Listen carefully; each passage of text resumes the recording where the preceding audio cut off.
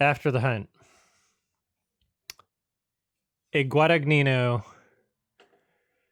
that's making a lot of people say Guadagnono. And we're about to find out why. Apparently it's not great, but I love Guadagnino, and so I feel like I'm going to watch through the whole thing even if it's not great. So, makes sense to do a watch along. There's a bit of... That didn't come from inside my like earlobe. Just like kind of on the edges of it, but it was still kind of like felt unclean after that. Am I bleeding? Where's the blood coming from? Uh-oh. Did I just scratch my ear and make it bleed? Well, I guess I'm bleeding now. Fuck. I don't know what the hell's wrong with me. Okay, so we're gonna watch After the Hunt. There's something wrong with my body. All right. Just gonna make sure we have the right audio output setting here, and then should be good. Yes. All right, cool. I'm good for this. Ready, spaghetti, everybody. 3, 2, 1. Don't we need to watch The Hunt first? Well, I mean, The Hunt's a great movie.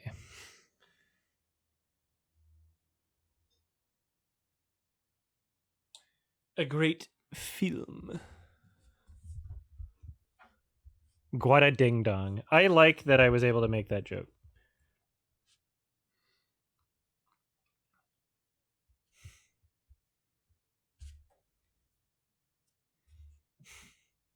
Tyrone saying it is great. It happened at Yale is what just showed up on the screen. So if anybody's trying to sync, there, the video's on. Yeah. Haven't seen any of his other movies? Oh, this is going to suck for you. Do I have subs enabled?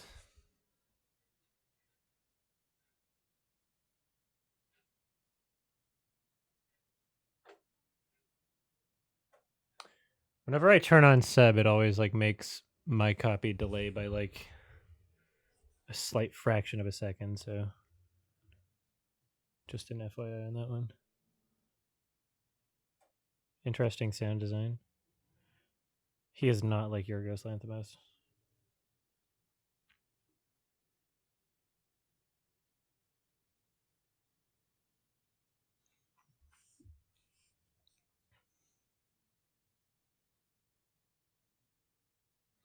Such an odd choice for the beginning of a movie.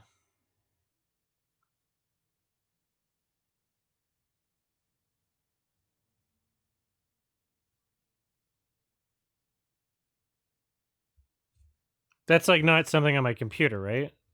The ticking noise? That's a part of the movie, right? The clock ticking?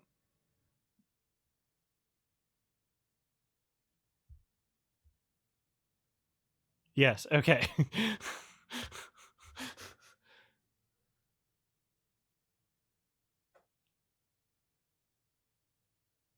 Such an odd choice.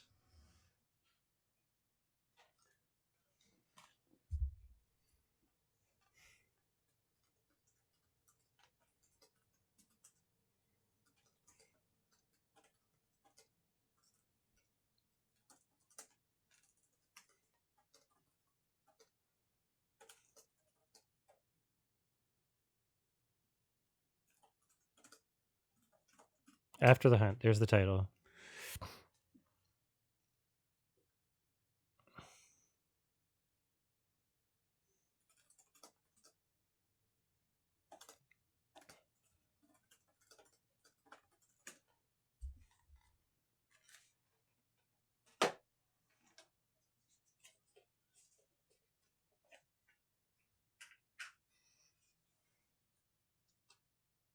Baby boy. You know, Trent Reznor and Atticus Ross on the soundtrack?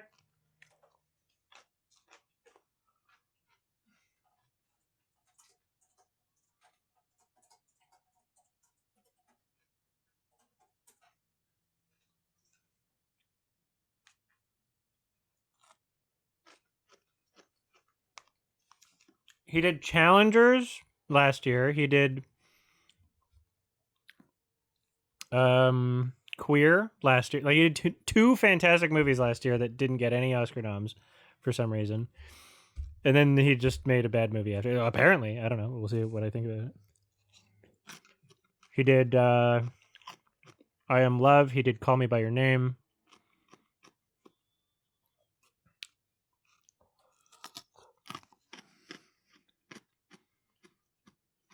Suspiria remake.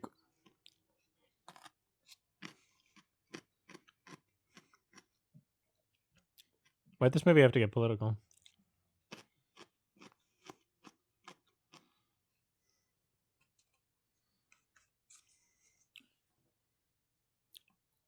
No, Potion Seller did not work with them on this. Just the last two.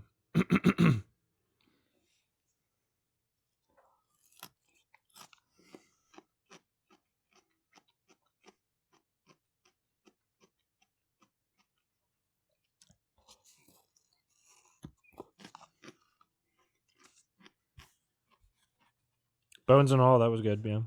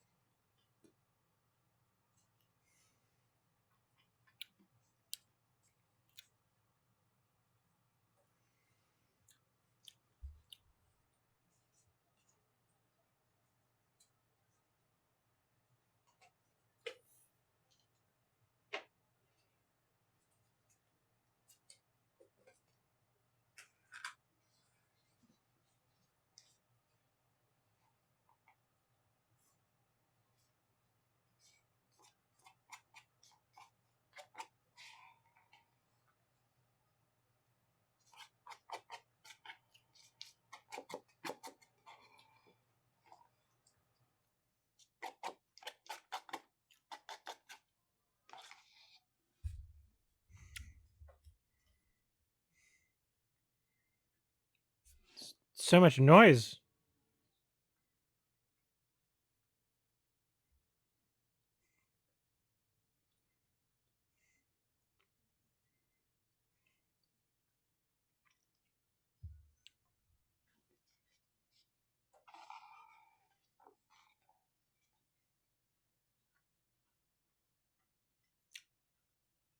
Is that Joaquin?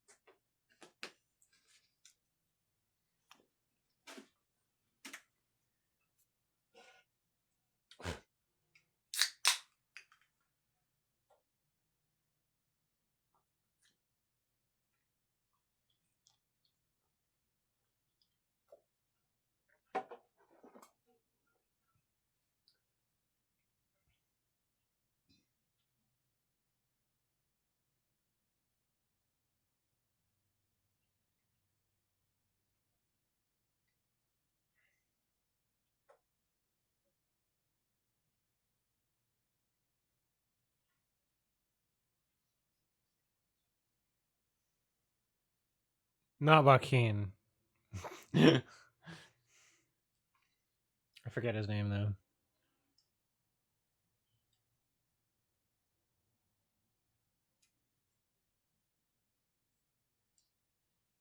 He's a serious man.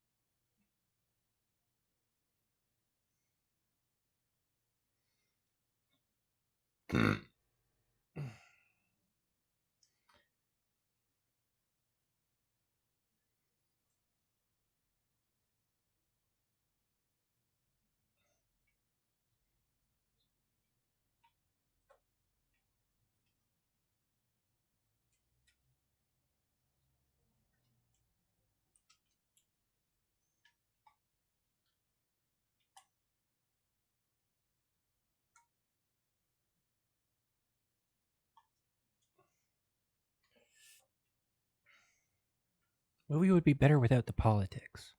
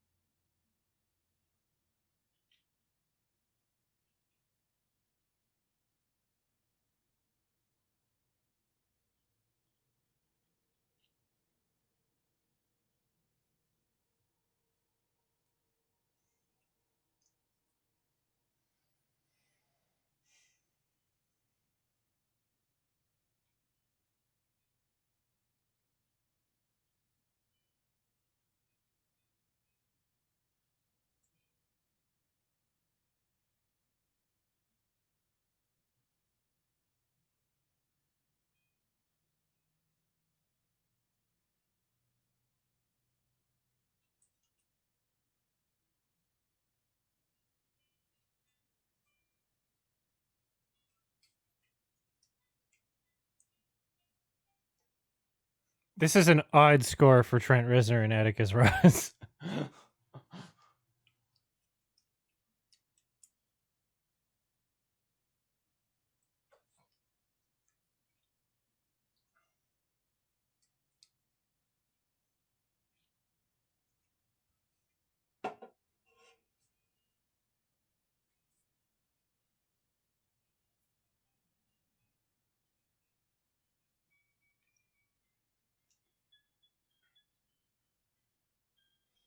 It's a very silly score.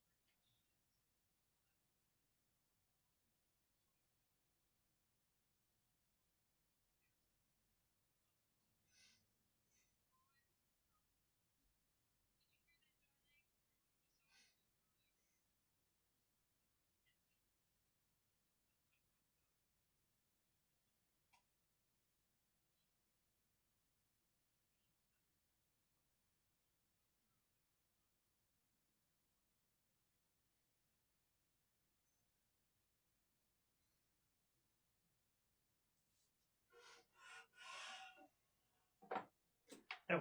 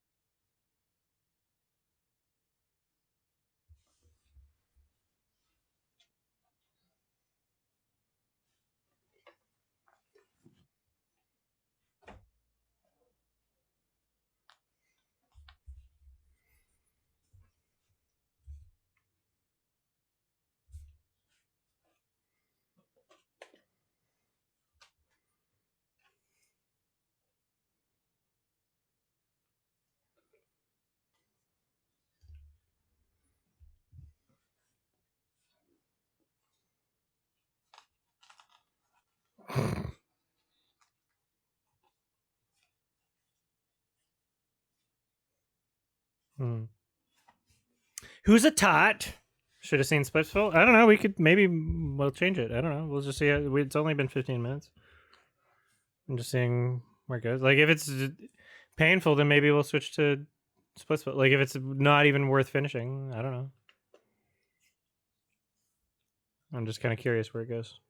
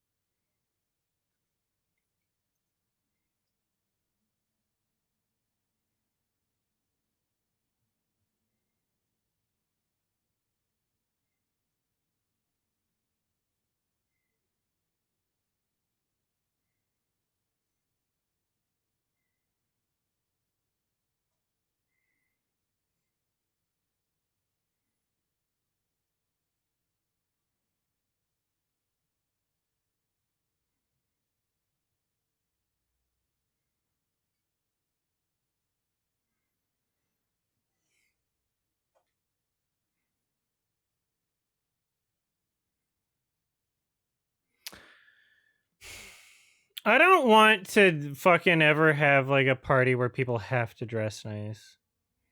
Fucking dress like yourself.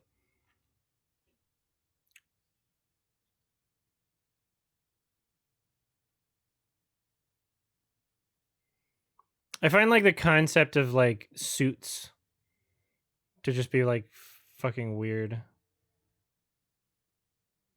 Because they're not comfortable. No one finds them comfortable. It's like showcasing your status. No one's comfortable in a suit.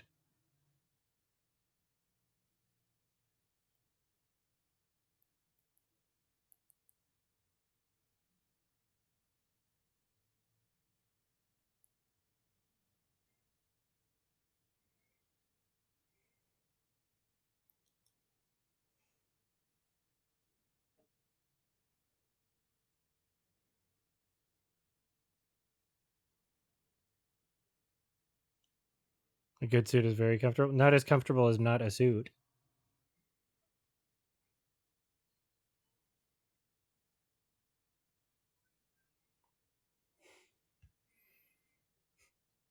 Fursuits are more comfortable. It's true.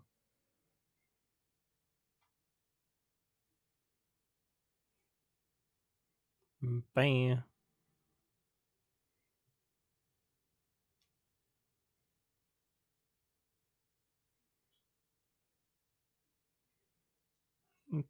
Combing.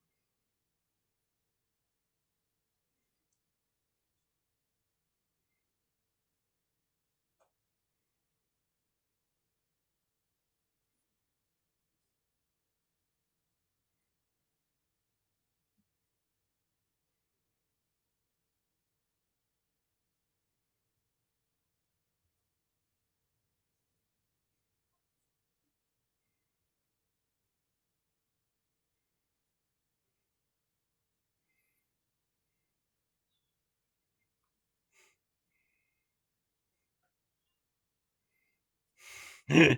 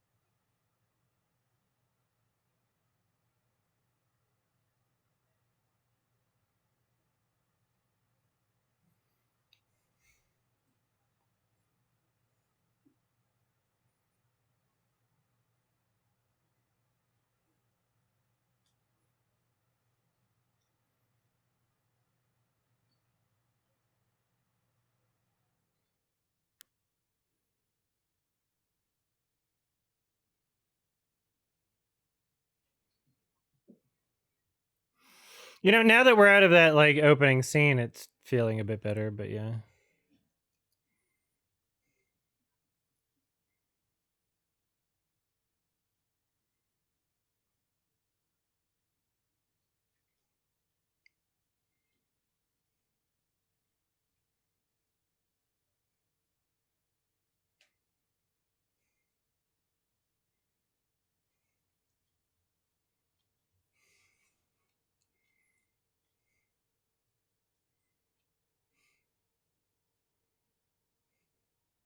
Cassoulet! Don't you need like 3 days to make a cassoulet?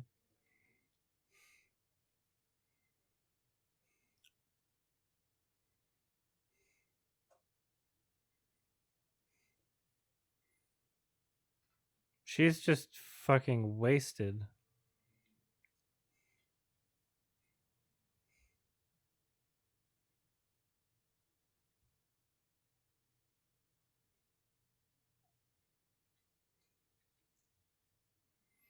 The way of showing texts on screen is like a really not intuitive and not nice looking. Like that's one of the worst examples I've ever seen.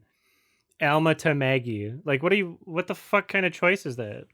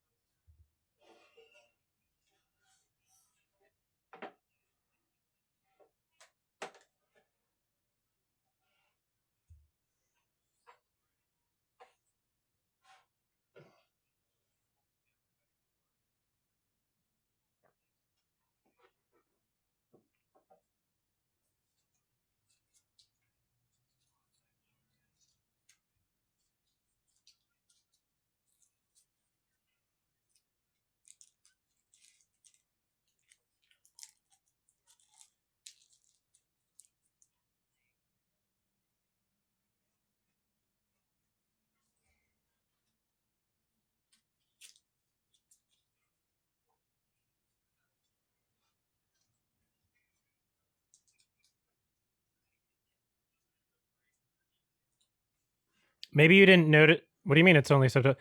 Maybe you didn't notice it was on the screen, just like in the corner of the screen, and it showed up in subtitles at the same time, and I don't know why. But I encourage everyone who didn't see it. I encourage you to go back and check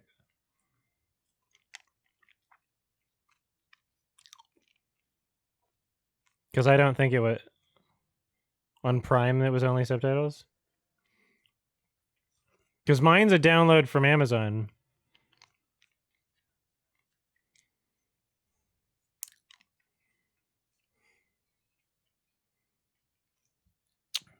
Voice Slap, you should go back and check.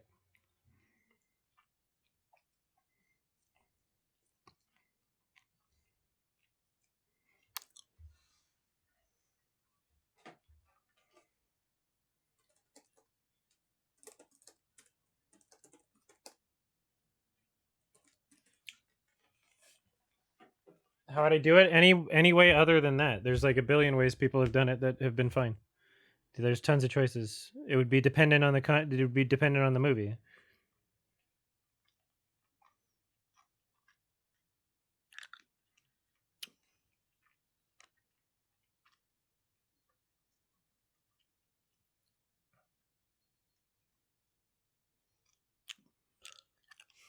You guys, I think you guys just missed it.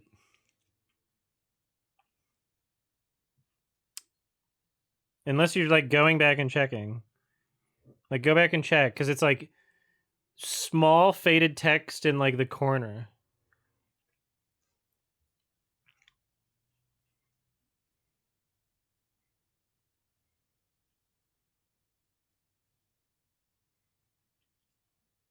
Okay. Some people's copies are missing it, I guess.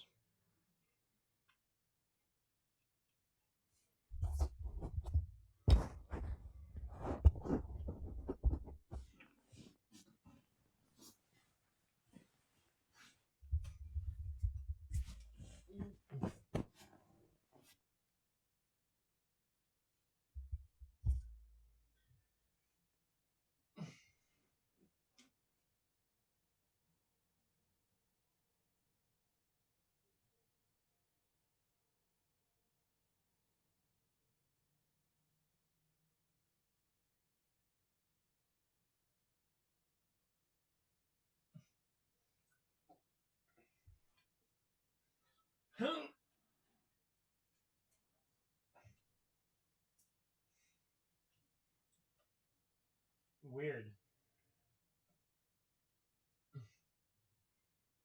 Some people's copies, I guess, is weird.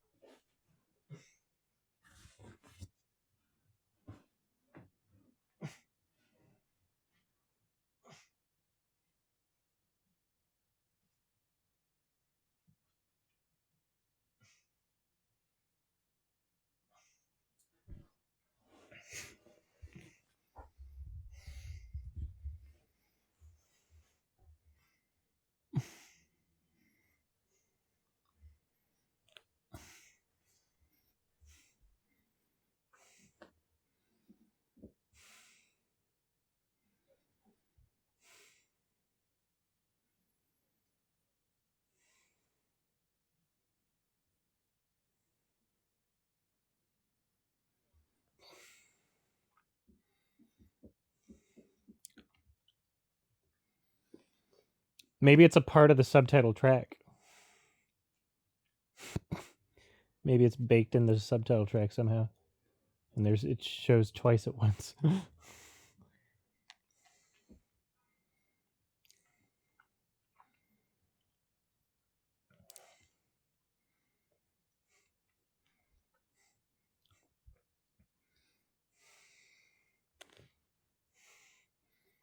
You're gonna have to be more specific.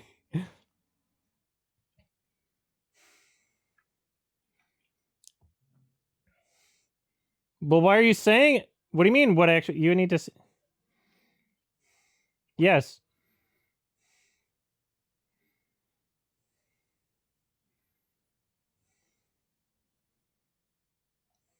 Well, you.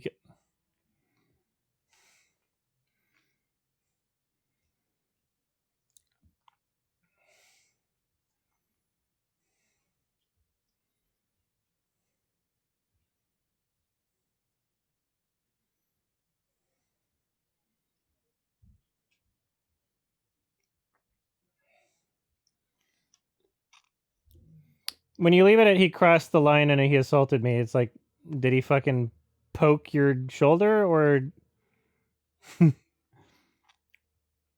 That's why you have to be more specific.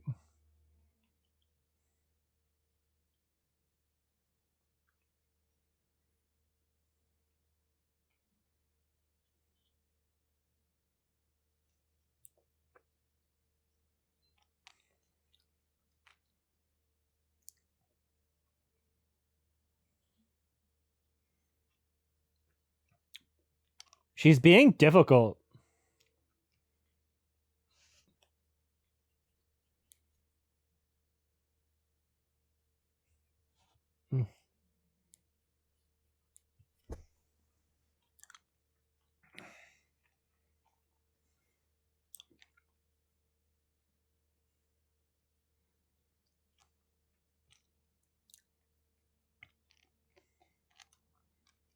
Did she say kissed her?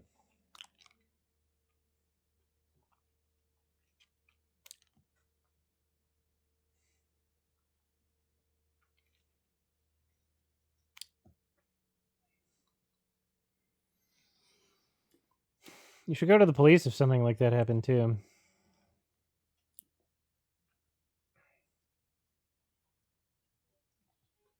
This score is insane. What the fuck was that?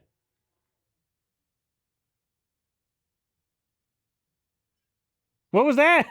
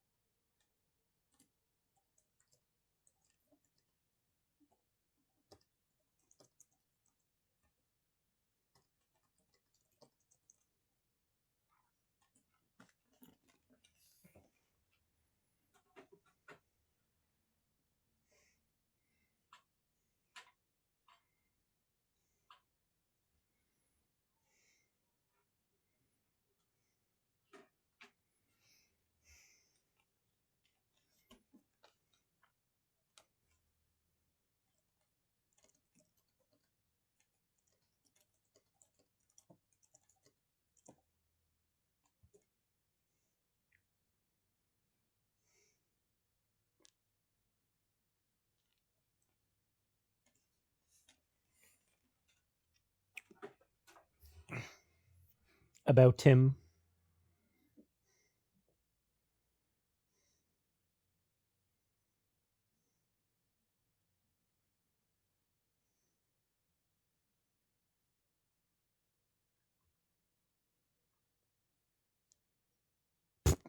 Yes.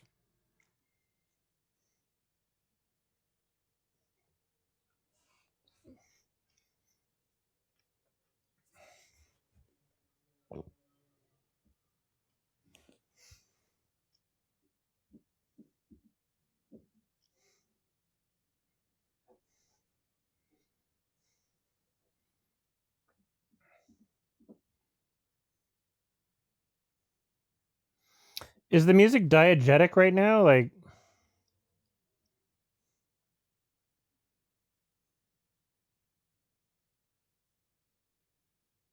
is he playing it?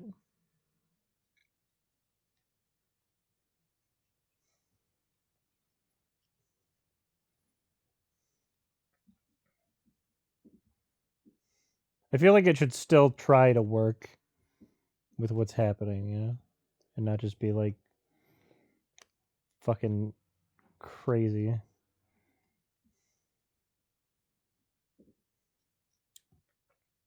I thought he was gonna fart in her face. Dinner awaits. It's feeding time.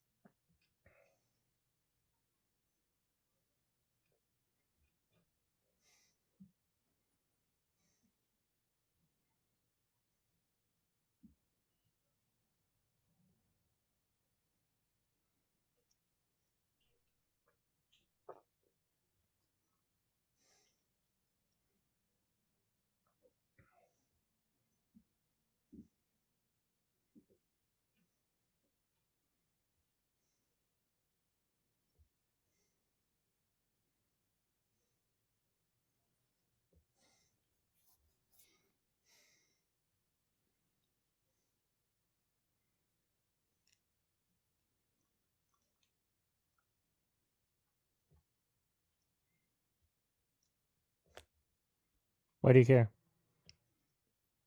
Why do you care? And what was the fucking piano cue?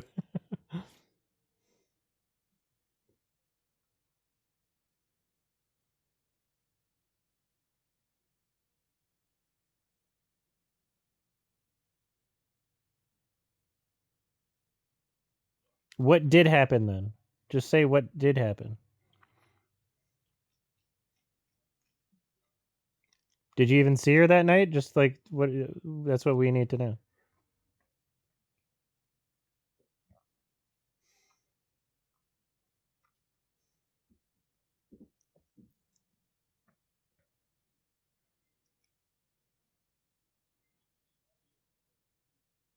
Stop it. Stop it, Andrew.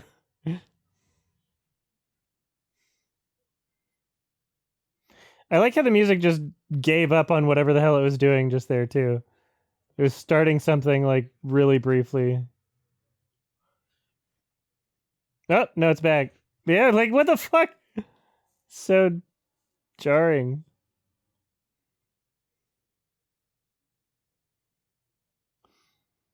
Like jarring can be good when it's like a chaotic score like Krisha or something.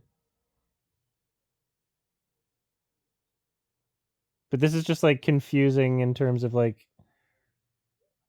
what the intent even is.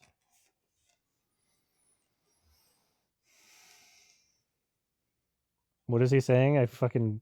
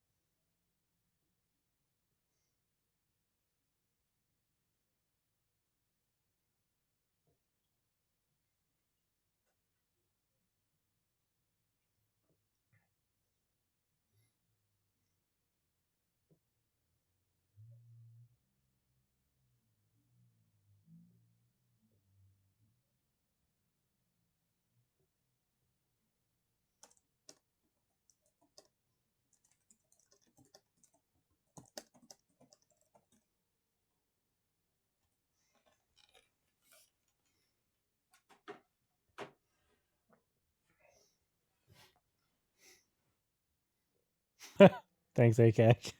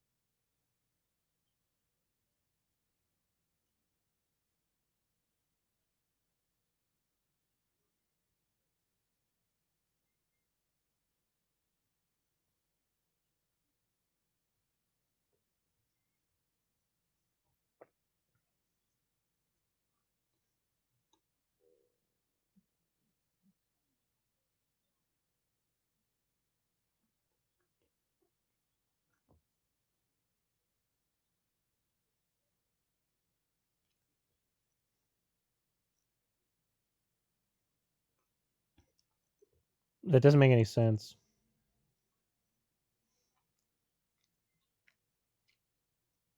Why would you have to like I understand what you said.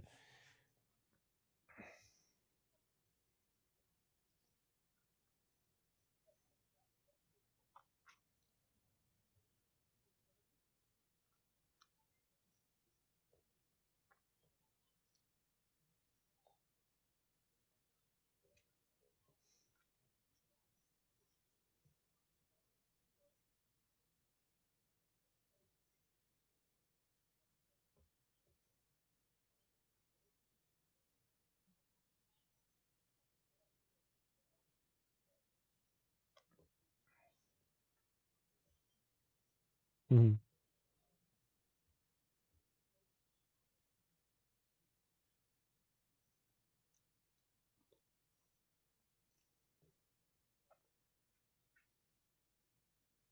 Hmm?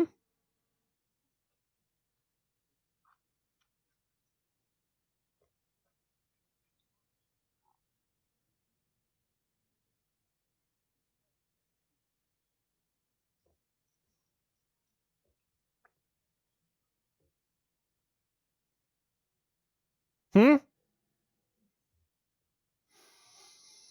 I that I liked the way that scene kind of like built up. I enjoyed that scene overall for sure. The score became more interesting over time.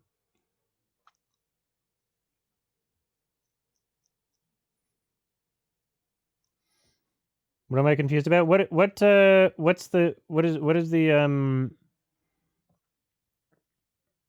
What's the contradiction between what is correct and what is right?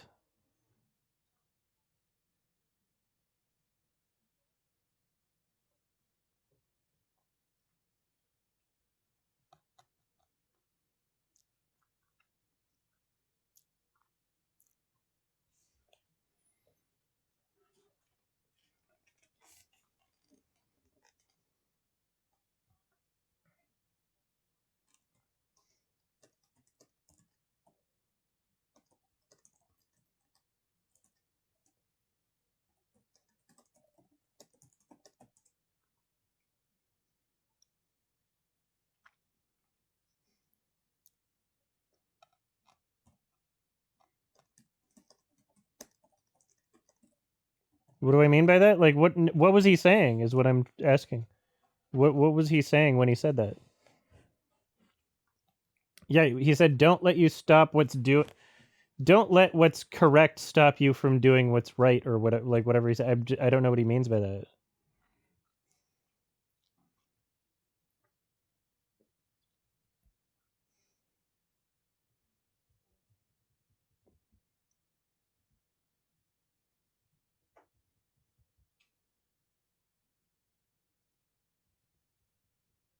Hmm?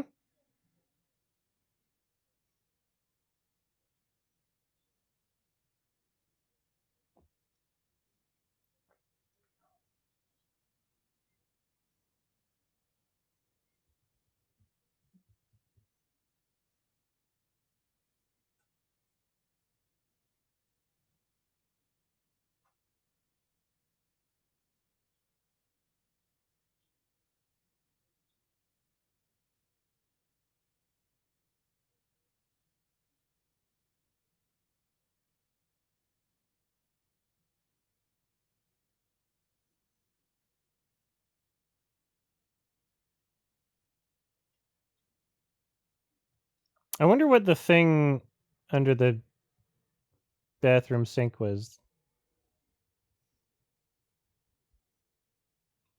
Surely that plays into it.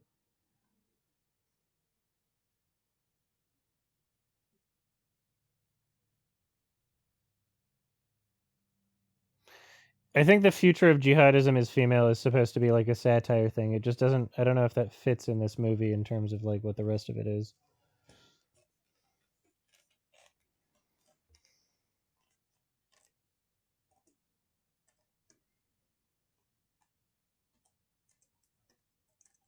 That feels like it would be like a Charlie Kaufman version of this, you know?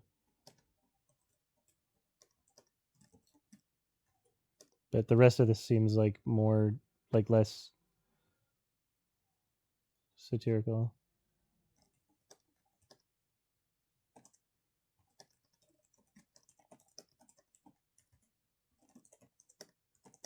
There's stuff like that throughout the film, as in so far there have been.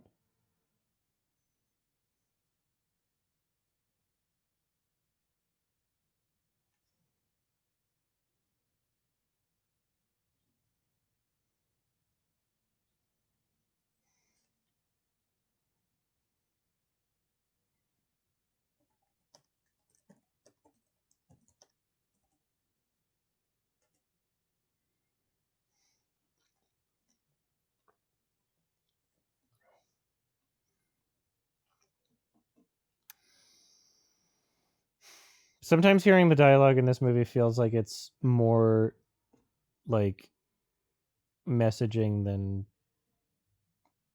like dialogue, you know? Or it's like trying to make a point sort of thing.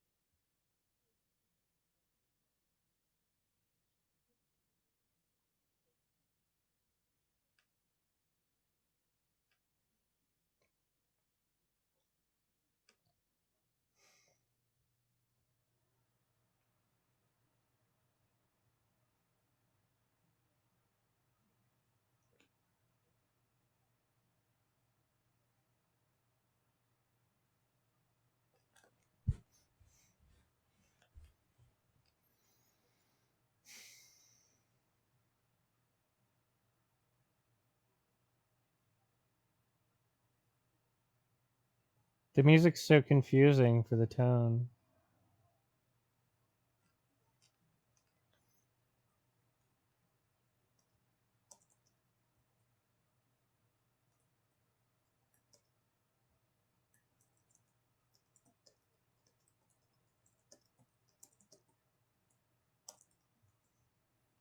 Yeah, like we don't know.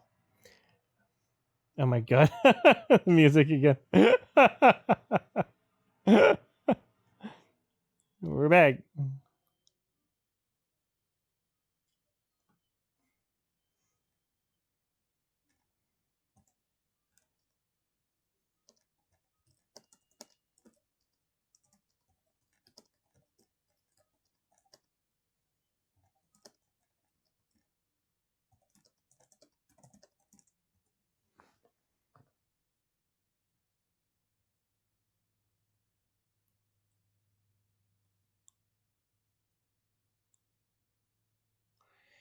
Yeah, I mean, if it weren't for that thing in the sink, I wouldn't know. But like that kind of implies that she's doing something behind the scenes, right?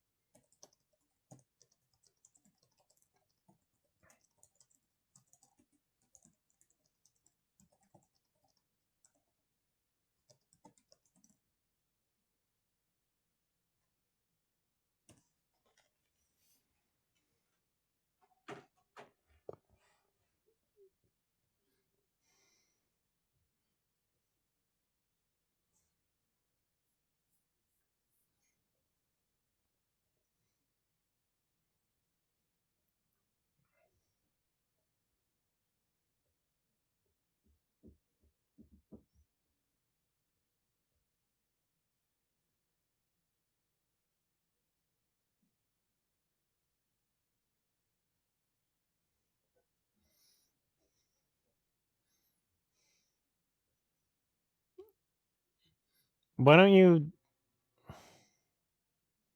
don't we determine whether or not her thing was actually plagiarized? Why don't we start there? Do we have evidence of that? The the plagiarism thing, if we start there, then we'd have some framework, right? Why don't we check?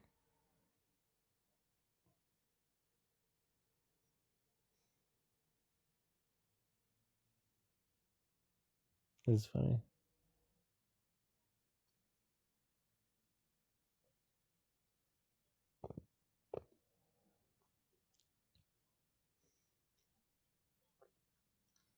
This is very odd.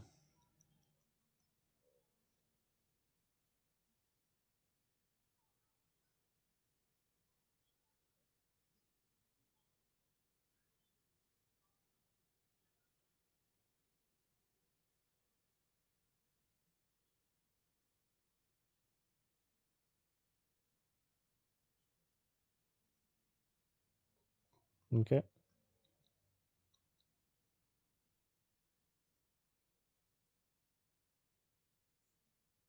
Doesn't want to lose Margaret? What do you mean lose?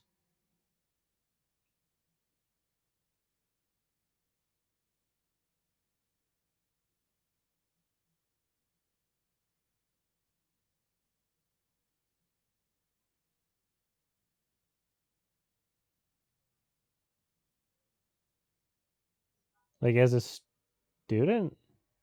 Why?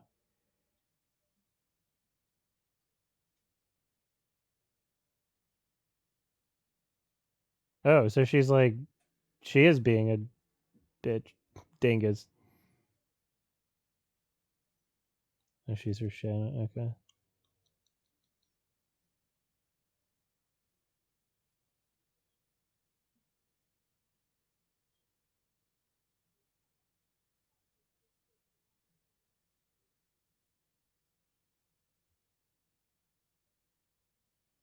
What?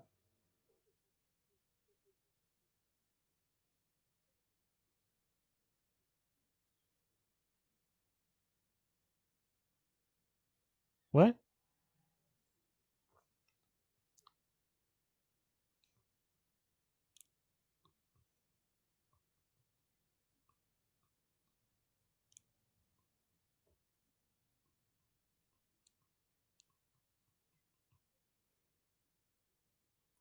Okay, this is a weird relationship.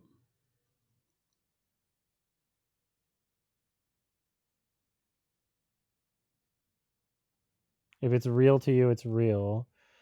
And she's questioning it. She like doesn't even know herself, saying he's the one. Wait, was it like dark?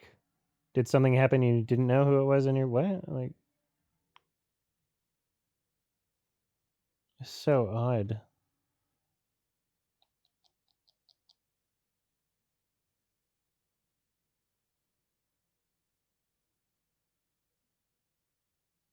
Luca loves statues.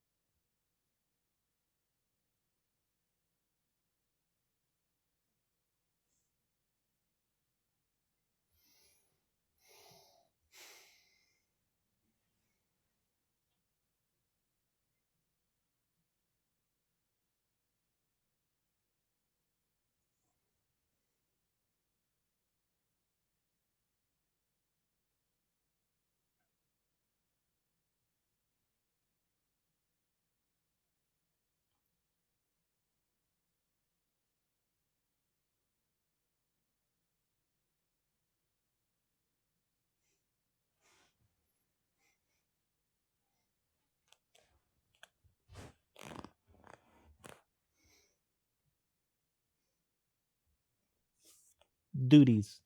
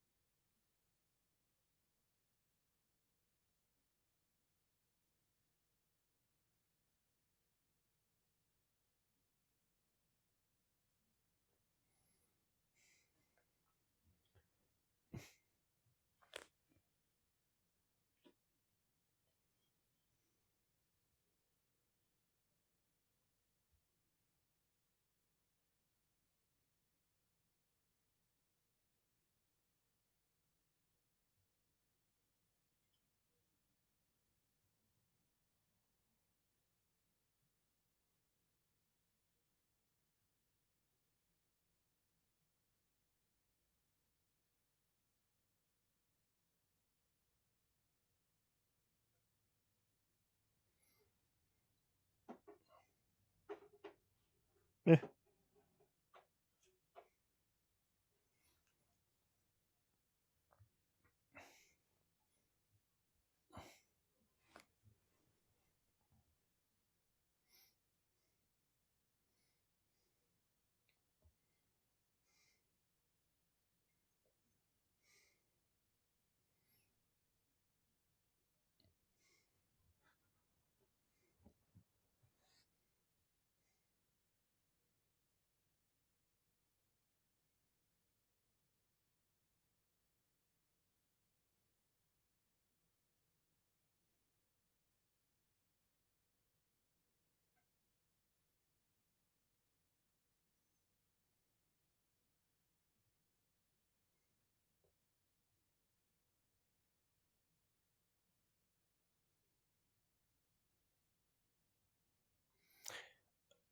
So,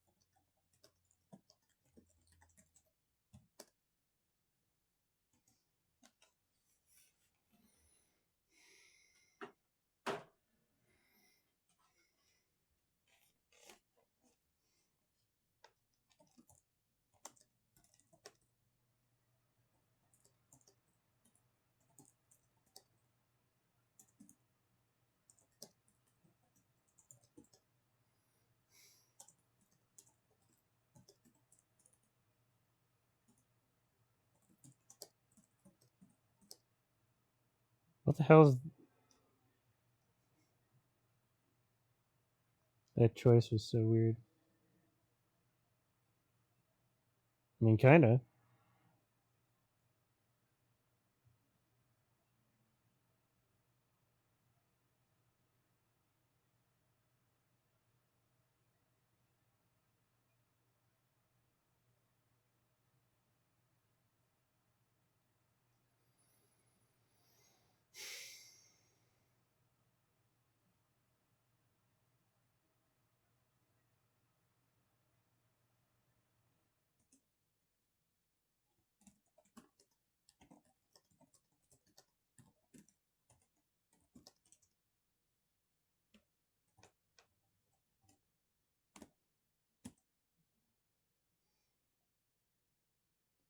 Oh, thank you.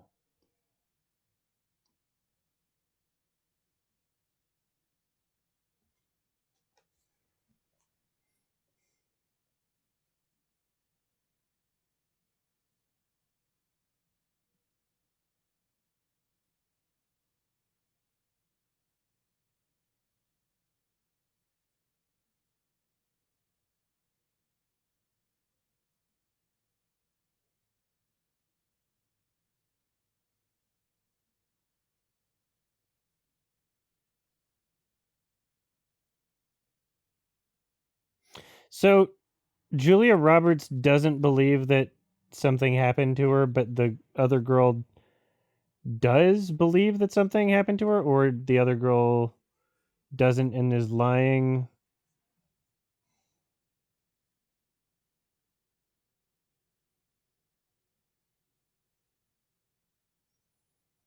I'm their relationship feels so weird.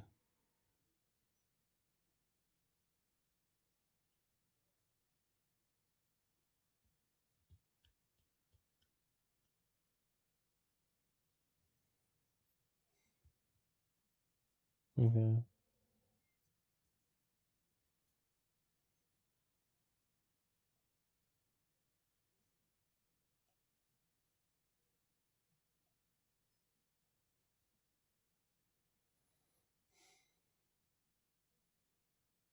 No more books.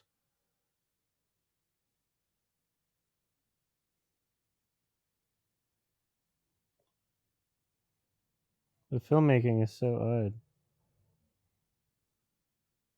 Luca's usually great.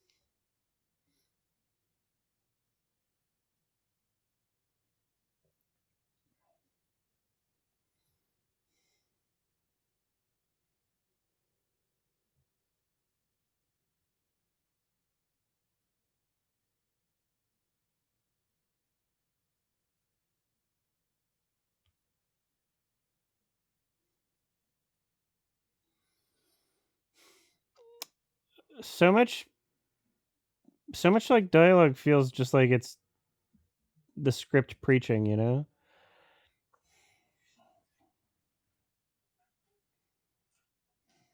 Like the characters don't feel like real characters.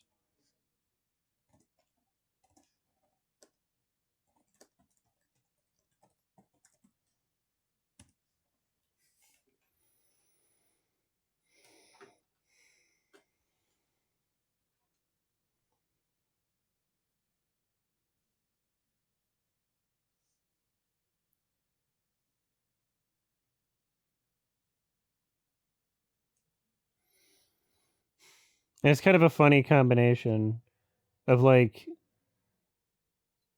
characters that don't really feel like characters or are more or less just like vehicles to get a point across, plus them also being kind of unlikable idiots. Like, and it's all packaged within like relatively competently shot movie and like, you know, good amount of production value.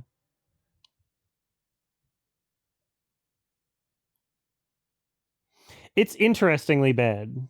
I'm getting what I wanted to out of it. Like I'm interested in the weirdness of it. Like it's a swing and a miss, but I like that it was a swing.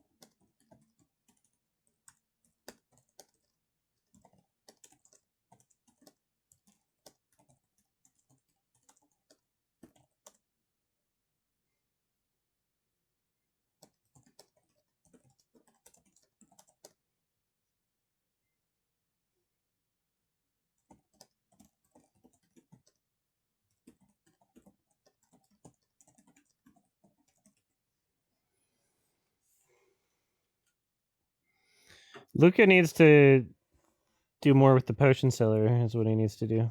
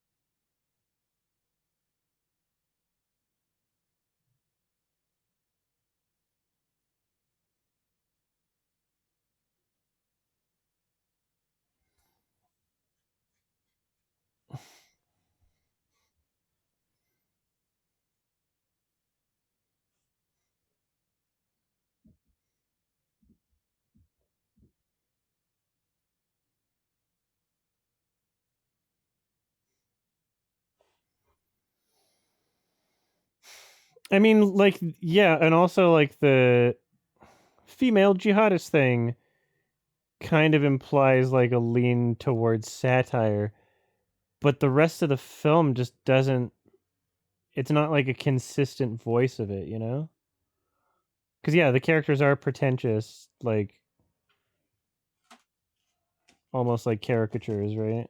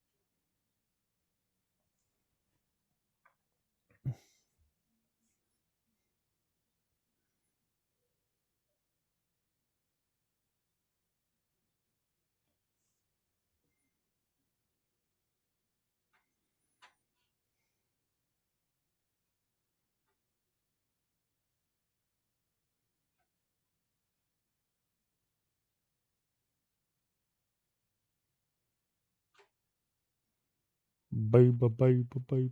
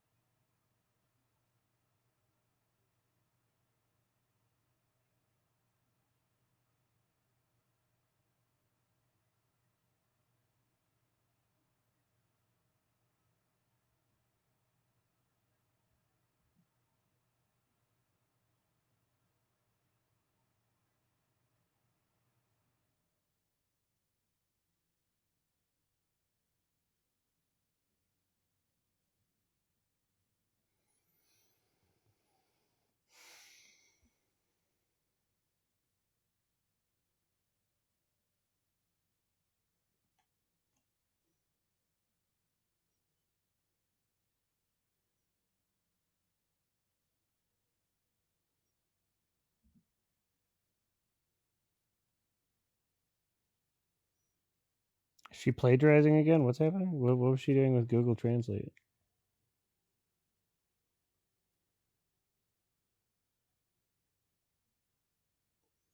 My pussy!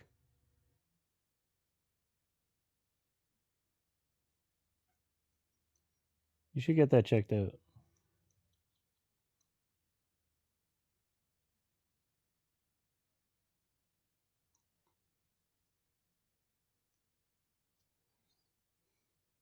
Oh.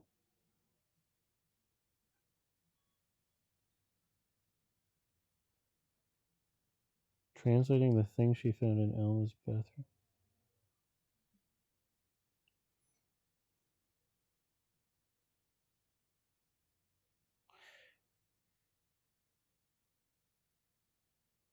Was the thing she found in the bathroom from the beginning of the movie? Or is it a second thing that she found in the bathroom? ACAC knows what's up.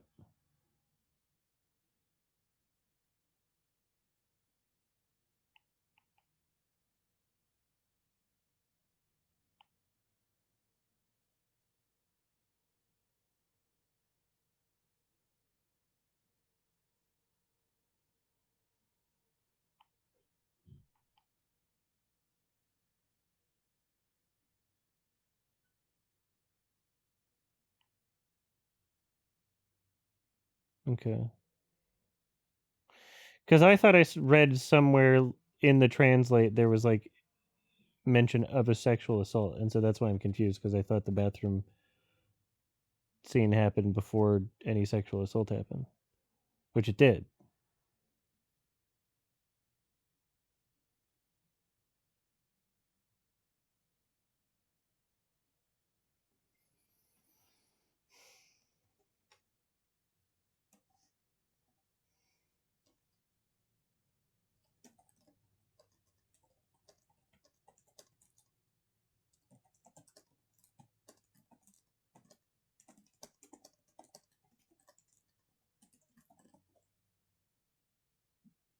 Oh,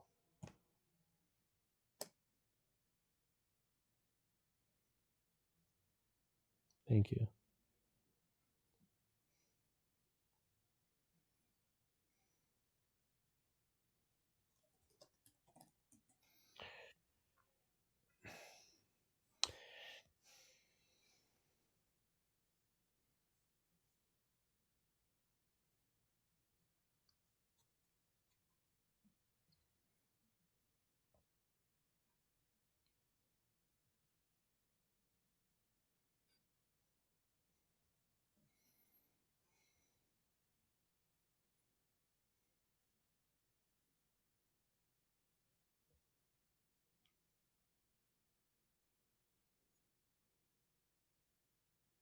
Kid Cudi.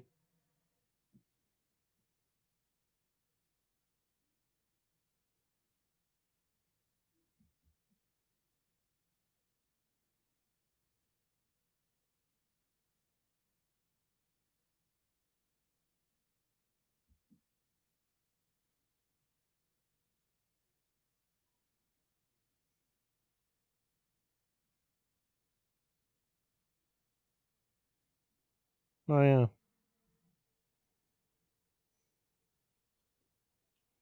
I still haven't seen that show actually.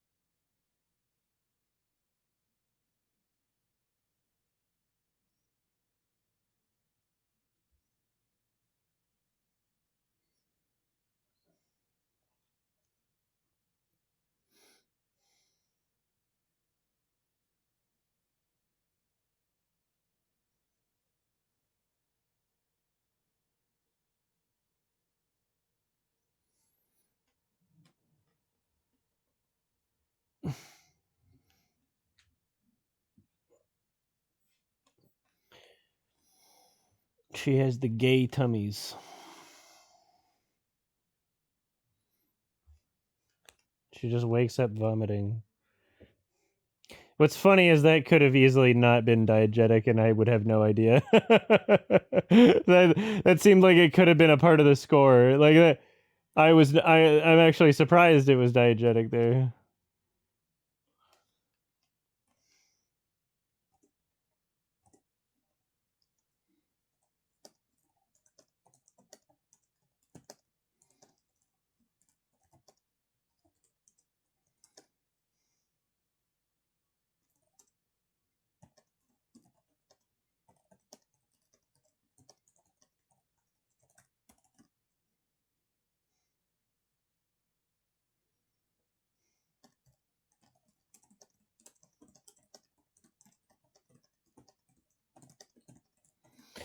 Yeah, but no, I don't know. Like it, interesting maybe, but like it does speak to just how like often inappropriate the score feels throughout the film,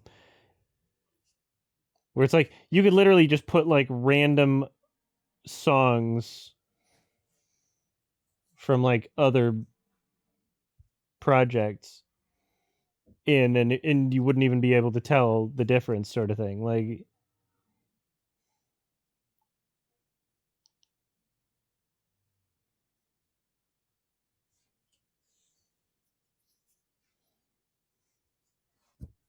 no, yeah, it's a weird ass movie. I'm curious.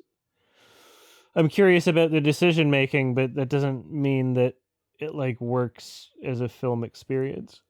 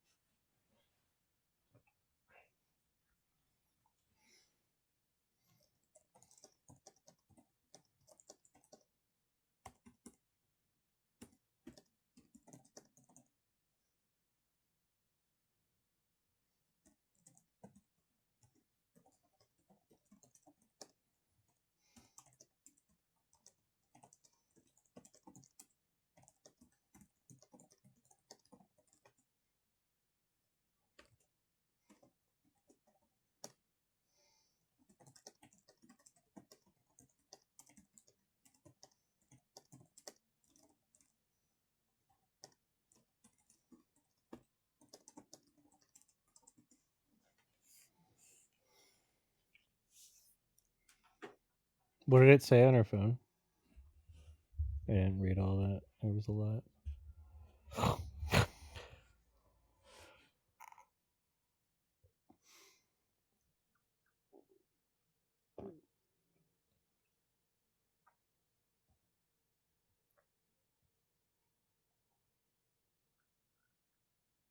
This POV is so weird.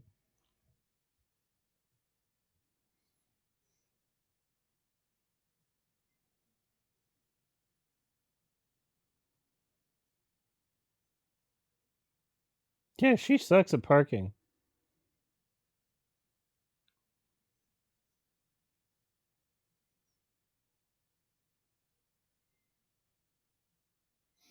I agree, Zebrick's show. Like, I'm watching this whole thing. There's a reason why I'm watching it. Like, it's still trying to do something.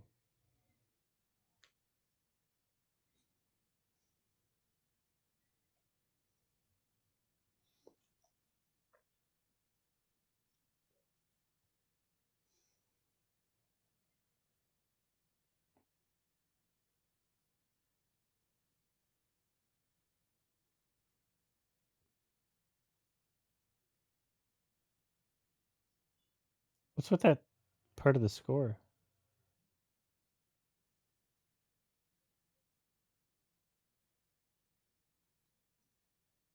Also, that's theft.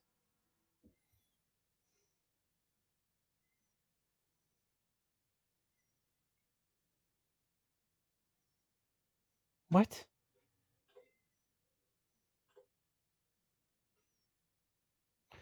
She recognizes the clipping, though, right? Like, that's theft.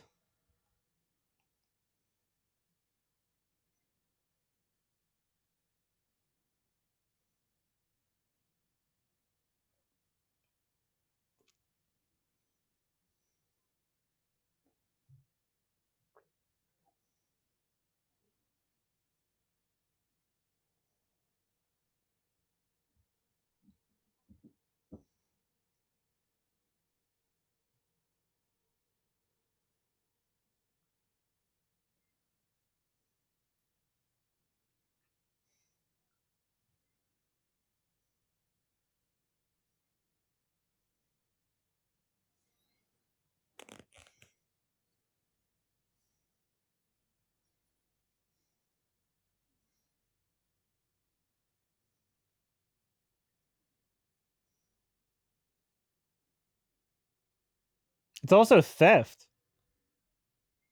It's also theft. It's not just a violation. That's theft. You stole something from her house.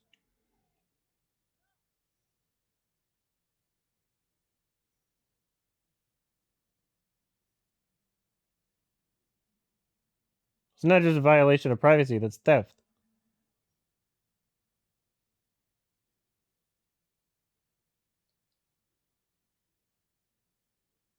Why was that under her bathroom sink anyway? Why the fuck was that there? Why was it taped to the top of her bathroom cupboard?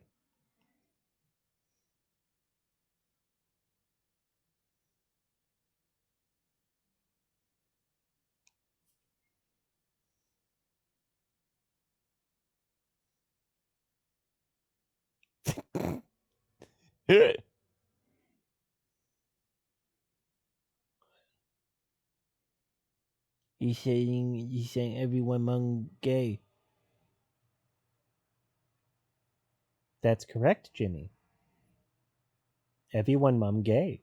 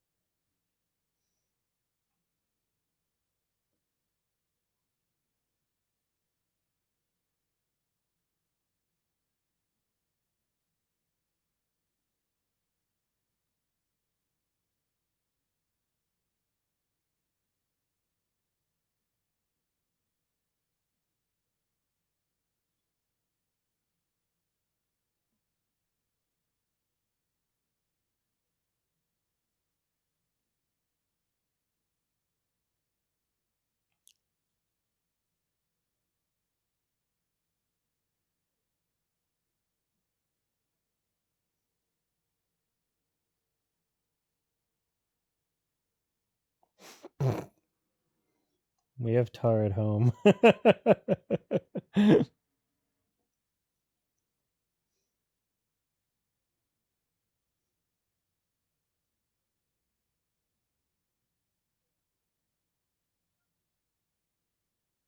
Woke student gets destroyed. Destroyed by based professor. Yeah, it's a retard.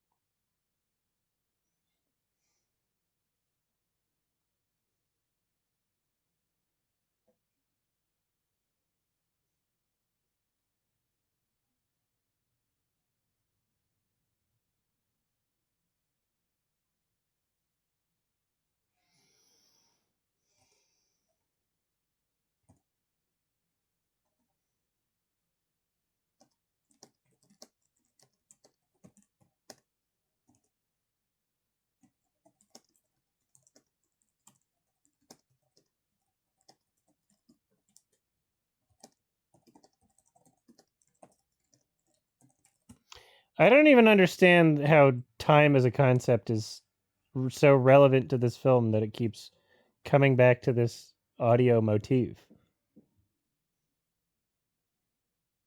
Is there a time limit?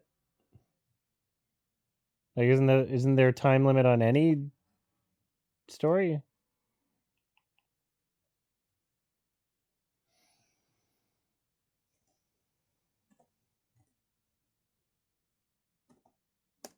Her sanity is ticking? Like, what?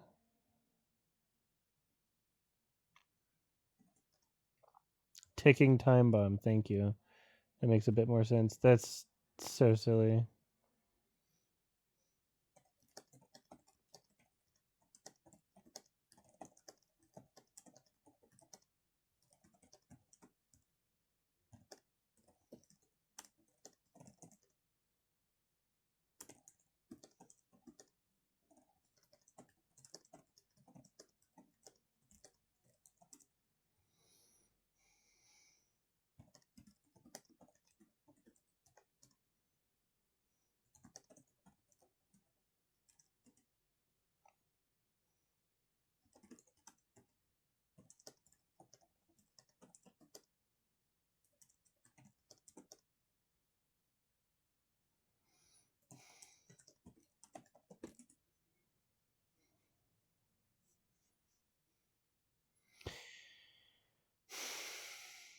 It is very annoying.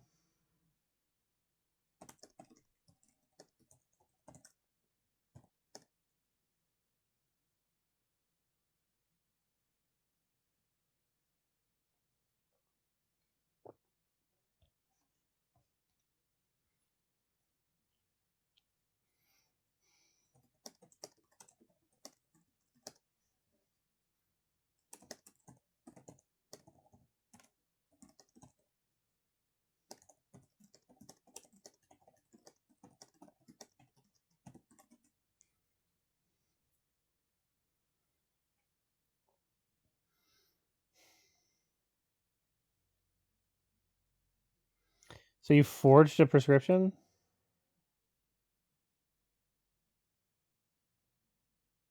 Like kitty pies.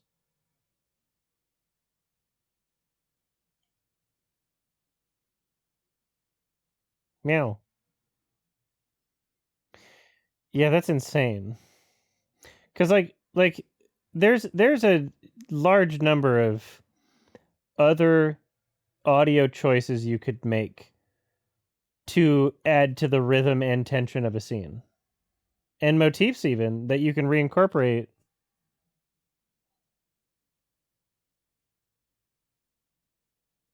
right? It's a very distracting and obnoxious one.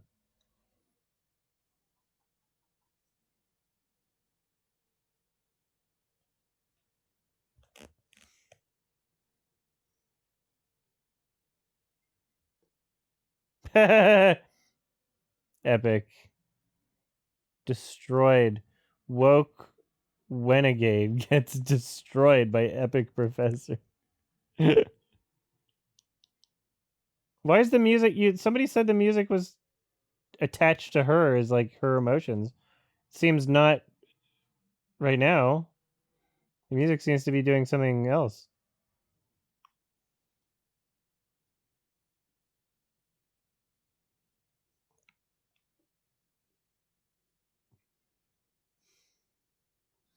You're like my shadow. Black.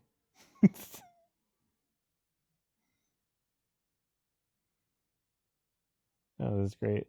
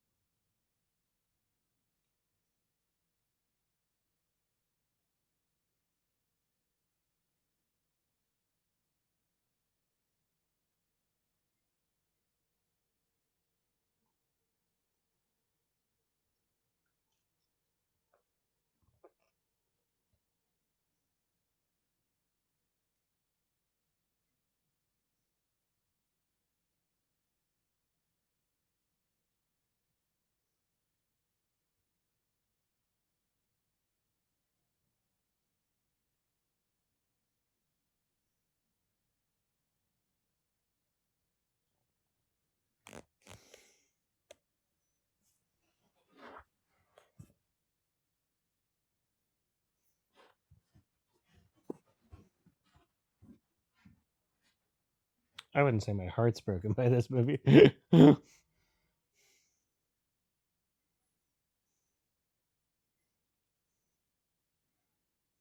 More epic professor destroys woke black person.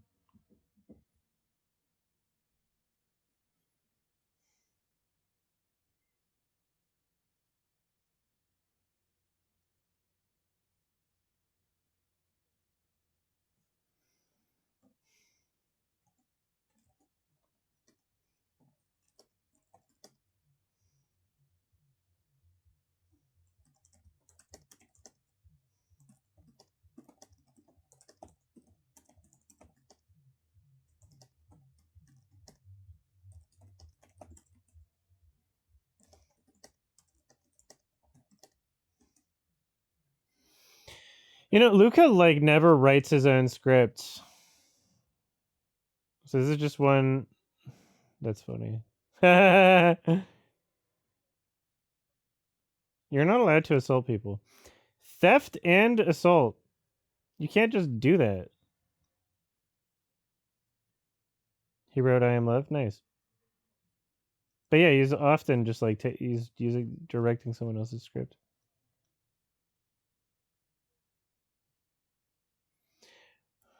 Someone should do something about her.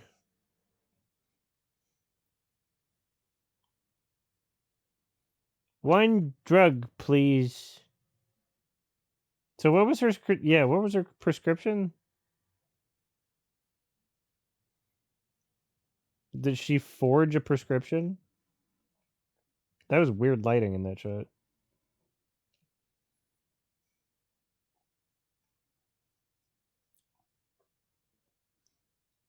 Pain meds that I guess she was abusing.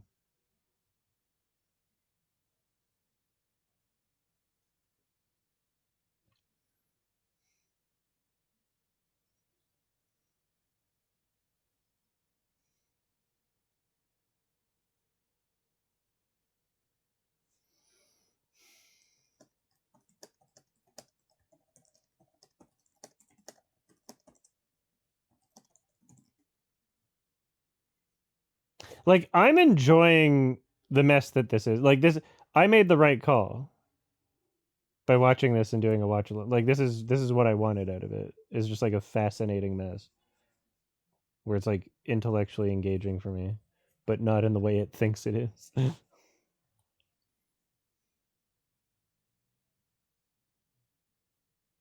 The opening scene, I was like, good reference, Johnny Walker. The opening scene, I was like kind of bored and irritated, but It definitely got interesting.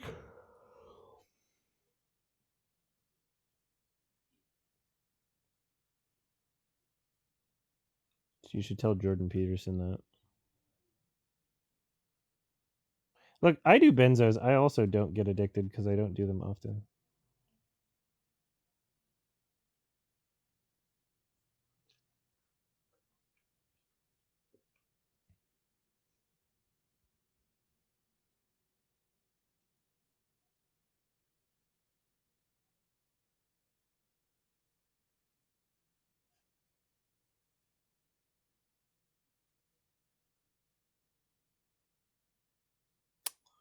Please don't do heroin. What about oxycodone? That could be fun.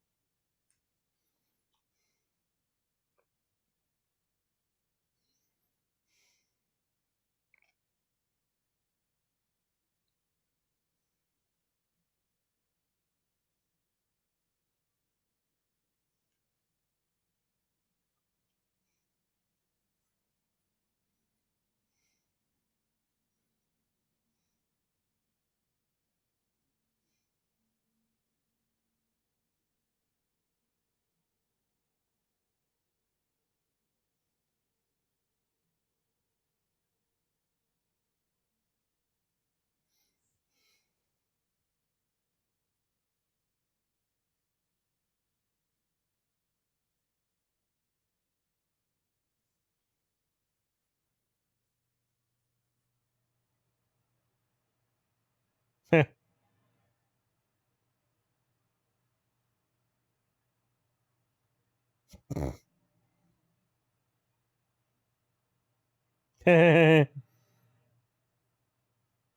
right, let's fuck. Do it.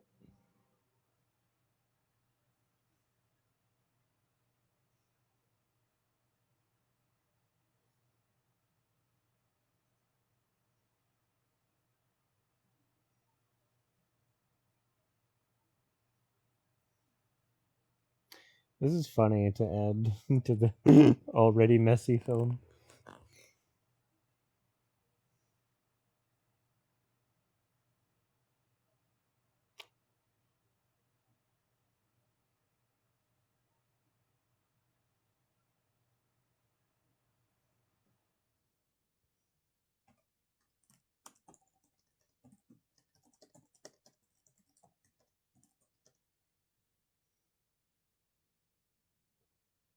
Sure. Regardless of where they added it, it's funny to add.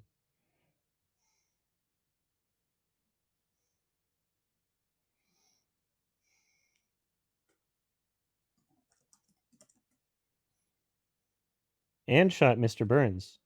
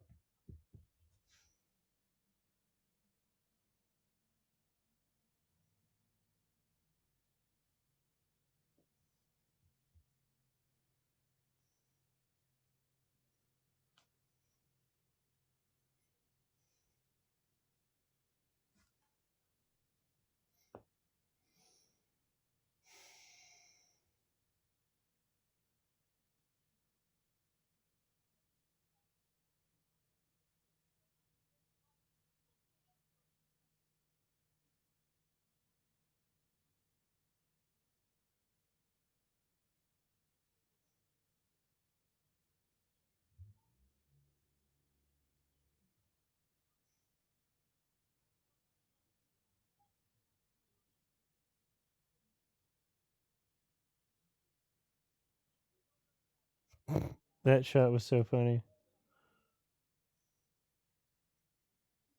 For that to be just a cut to the chair legs. Very odd filmmaking.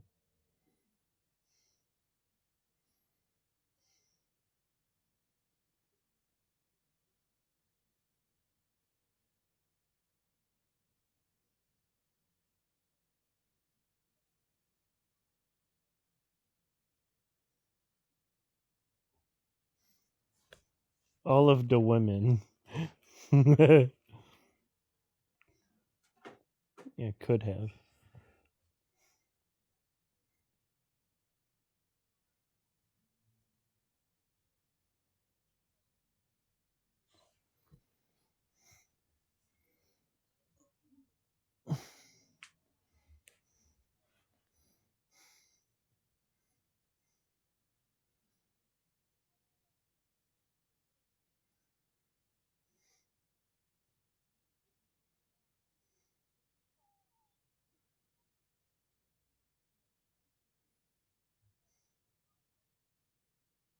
Wow, you're an idiot. Yeah,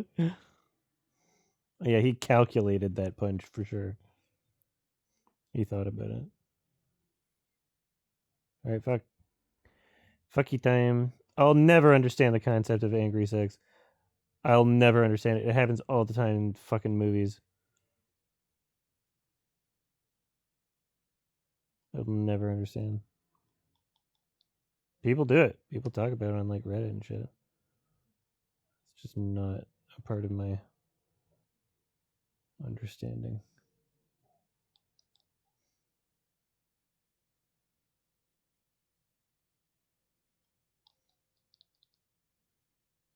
Okay, this is rape, so now I believe you did it. That was rape. You can't just do that.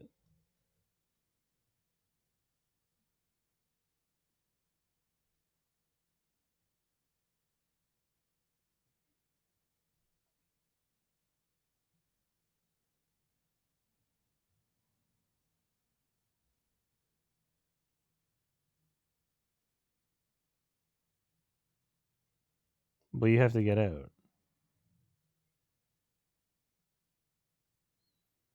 Yeah, you didn't do yourself any favors.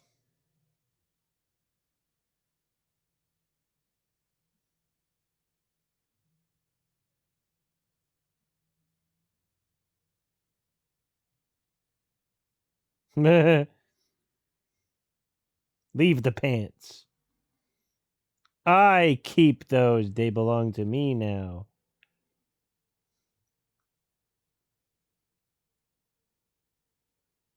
Except you, Sophie.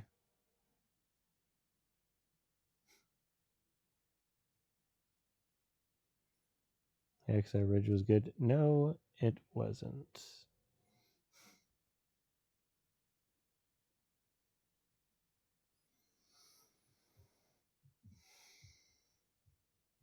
I like Under the Silver Lake a lot.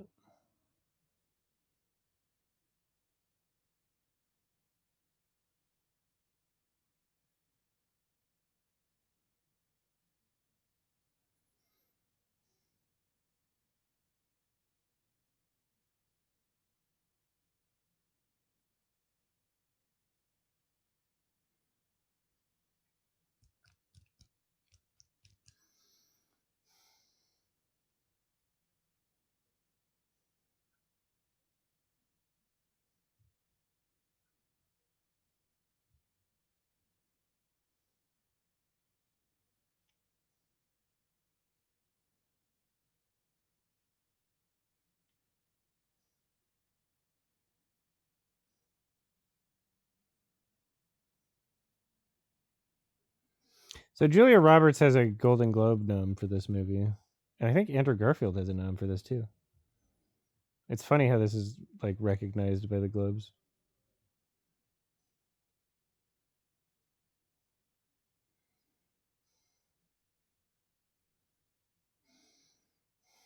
Only Julia Roberts? Andrew Garfield did not?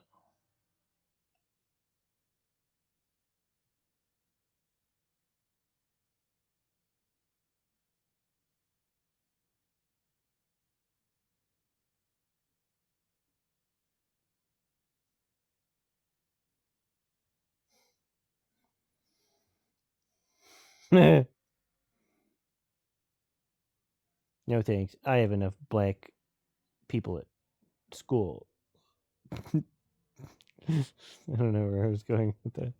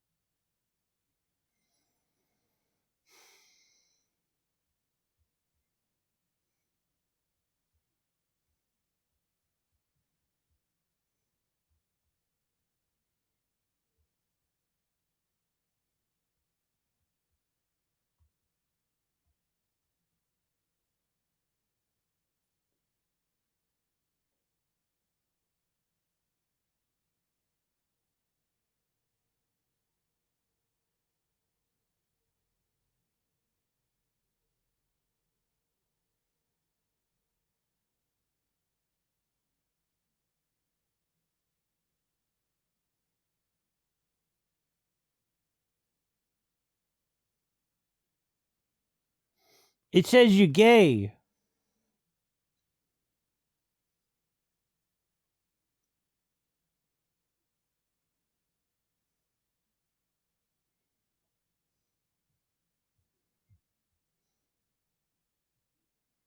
Mm.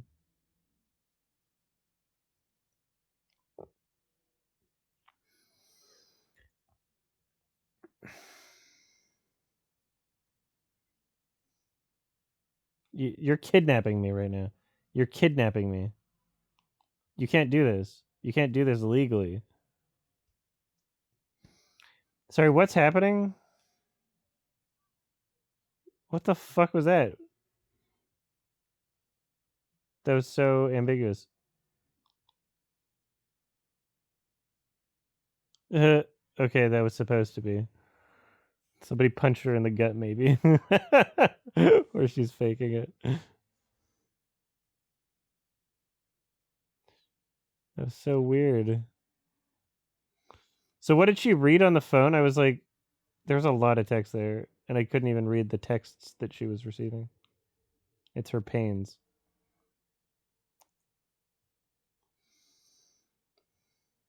Gotta remove your appendix. Okay, ulcers. So she wasn't even abusing the medication. Although you shouldn't have been drinking.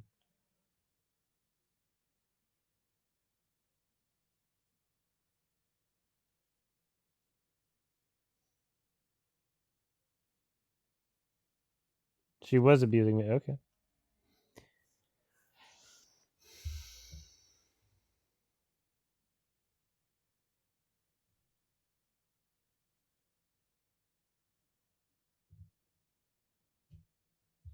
What is she? What's happening in terms of what's blowing over? What did they want her to comment on?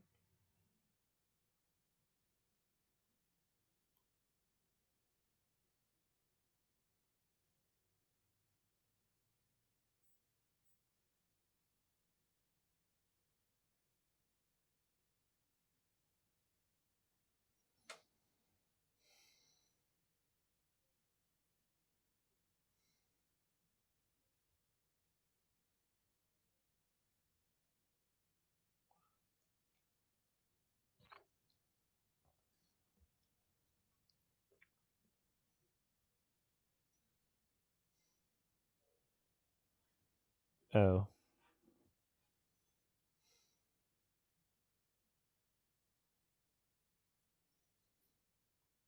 So anyone that calls her out on plagiarism gets a call out, basically. This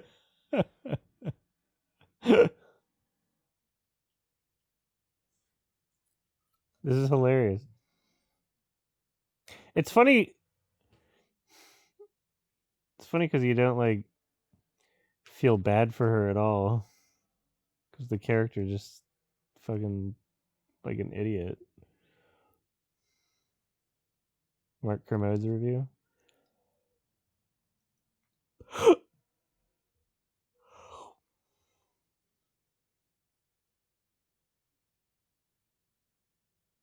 I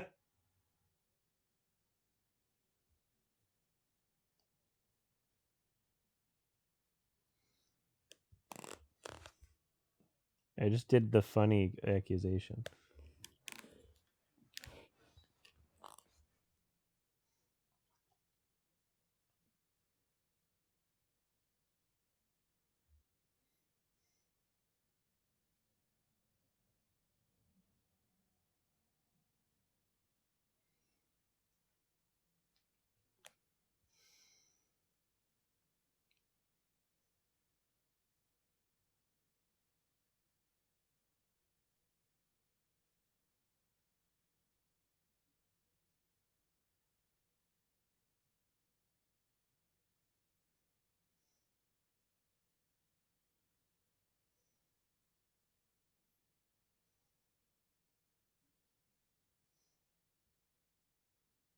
How old was he?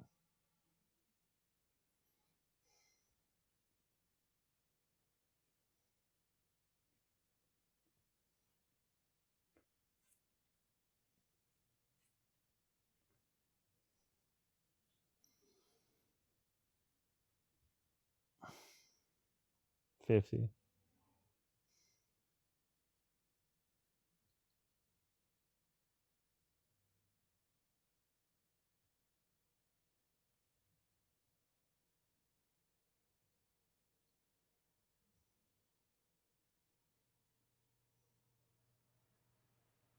What are you talking about? It was cruel? What was cruel about it? Wow. Yeah, you're an awful person.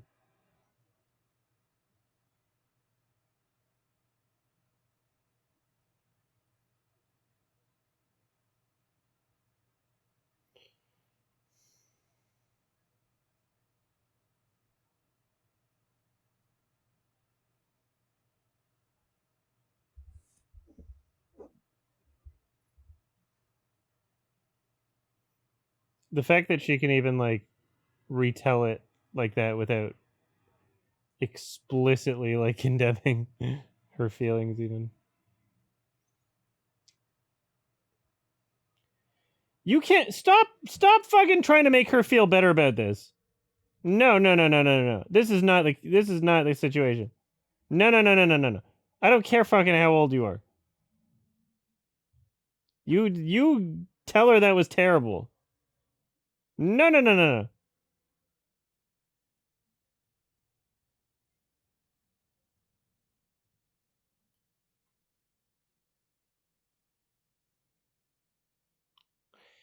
I'm saying he's being fucking soft right now.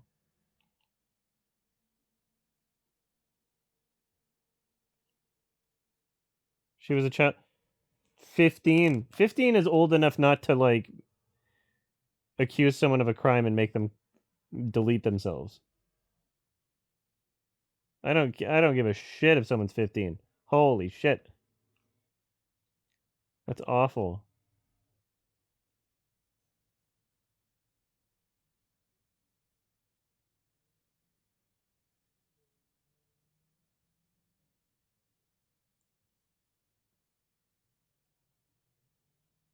She didn't lie? What?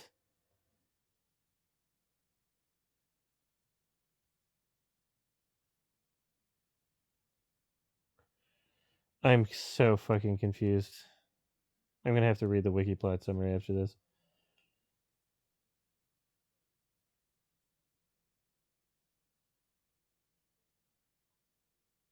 What? I don't even understand what's happening. Bad take. Okay, well, I don't even understand. I didn't even know they had sex. I thought she lied about it.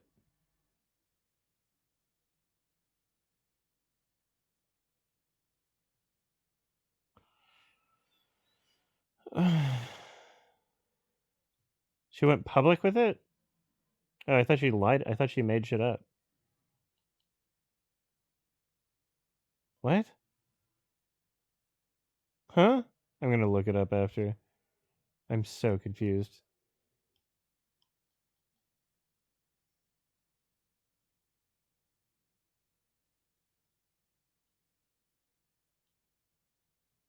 What the hell? This can't be the ending.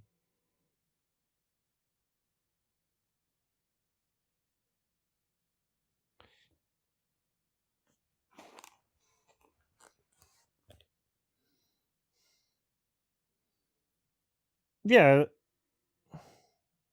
I thought she was jealous and just made up a story.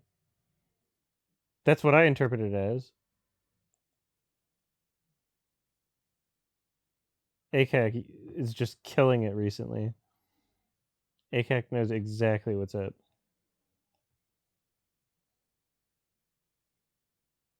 She believes the love was. What does that mean? What does that mean? What do you mean? So to her, it's a lie. What? No. Okay, I'm looking this up after. Boy Slap, you're making me more.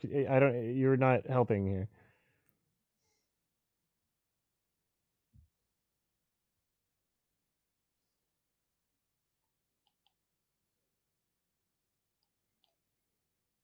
Didn't she say that she tried to convince him of doing that, and he said no? You're too young. Isn't that what she said? Who is she? I'm gonna have to rewatch that scene.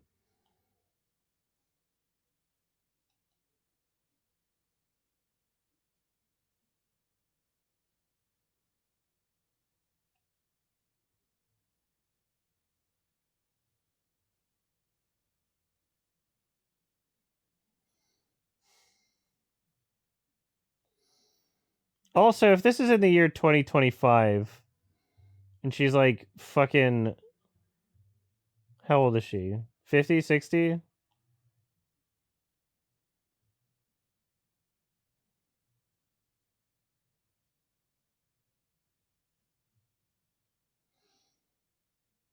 Everybody was fucking 15-year-olds in the 70s. It was the style at the time.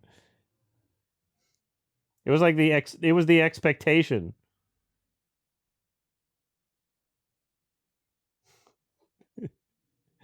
She was great. I'm gonna have to figure out what the fuck happened because I don't even know. I'm so confused.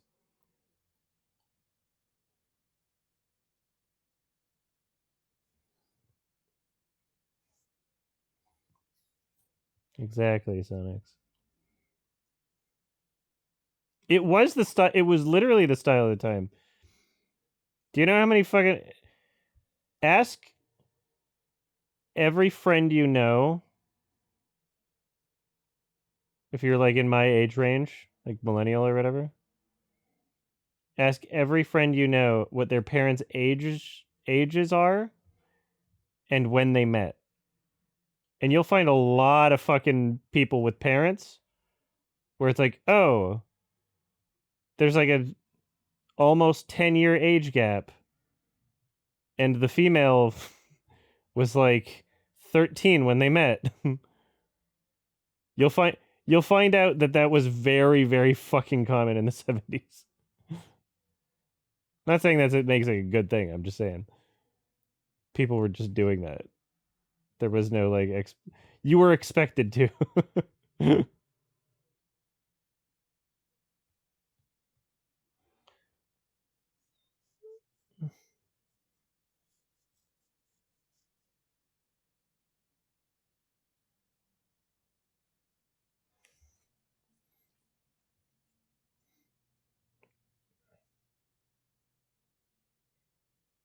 That's funny.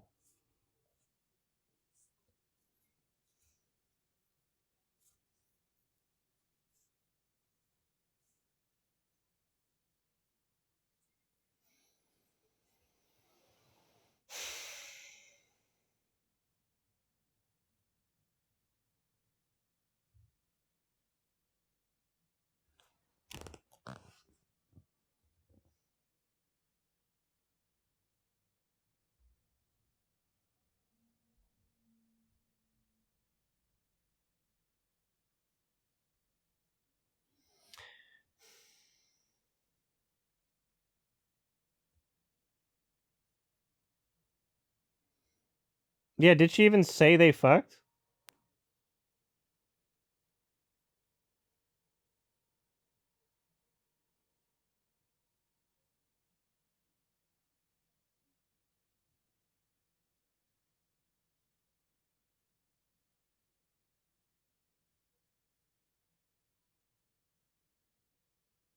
Yeah, the shot is kind of awkward.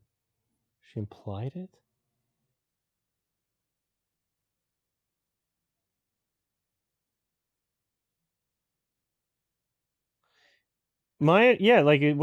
I totally interpreted it as she made up a rape.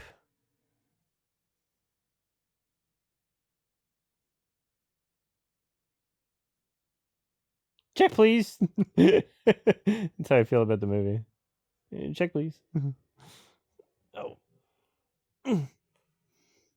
Get run over. And then a snowplow just like crashes through the window. That would be an epic ending. Oh my god. Somebody make a movie like exactly like this and then just have a car crash through the window and kill them. Wouldn't that be the best ending to a movie that has nothing to do with it? Where like you couldn't possibly see it coming?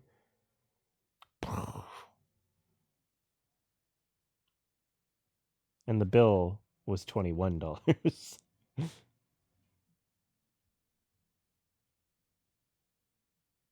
Why'd they keep that? Trent and Atticus, what are you doing?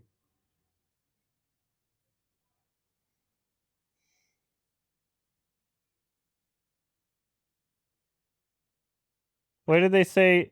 What did they say cut?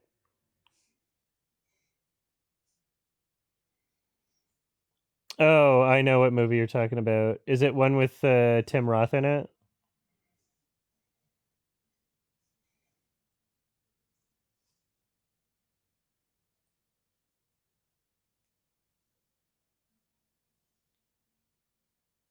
No? Okay, well, I can think of one.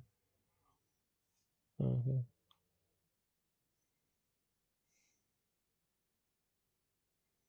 This music is so weird. It reveals the artifice of filmmaking. This is a confused movie. That was crazy. That was really interesting. I'm actually very glad I watched it.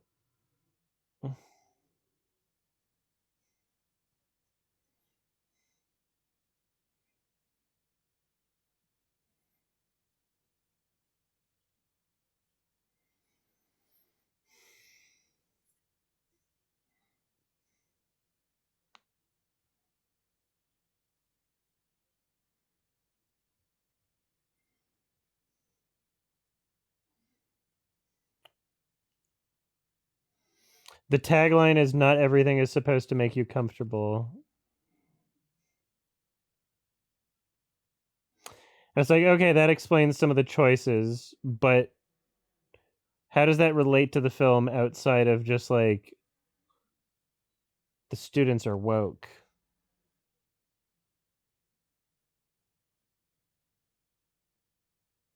Because they do kind of just they say that throughout the film. Wow, this was a huge flop. 70 to 80 million dollar budget, box office 9.3 million. All right, plot. Let's see. At the hospital, Alma tells Frederick the truth about her sexual assault as a teenager, which he knows few details of. At 15, she initiated a sexual relationship with Wolf, and when he ended the relationship to be with a woman his age, she fabricated a rape allegation against him that she later recanted but led to his suicide. Frederick points out that even if she feels that way about what happened, what happened was statutory rape. Okay.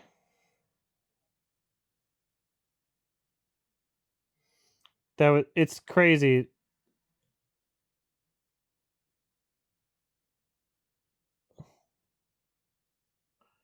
I'm just like, it was a confusing movie for me.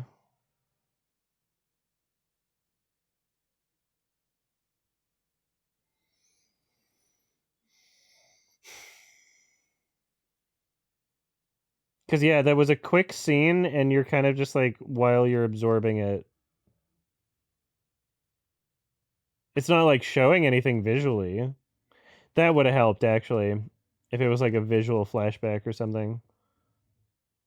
Show the child fucking!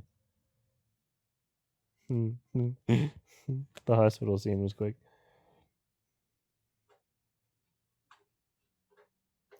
What counts as statutory rape? Well, when it's a statue doing it. flashback of her getting. No, just at least a flashback where like we could visually see like implying something that happened. Because otherwise, like, there's just a lot of her, her talking, and it's like really quick, right? Like it doesn't like iron out the details or like repeat information. She's just in a hospital bed saying, this relationship, and then I recanted the information, and then when I hear that, it's like, okay, wait, no, I think that she, her recanting something means it didn't happen, but then it's like, oh no, yeah, but what she said was that she got raped, but to her she didn't get raped. Sort of like, it's a lot. It's a lot to like not get confused by. Like, is it? Congratulations, boy slap. Not everybody's brain is the same, but it's a lot to not get. There's other people in this chat that were also equally confused, right? And the ratings for this film are not great critically or audience wise, so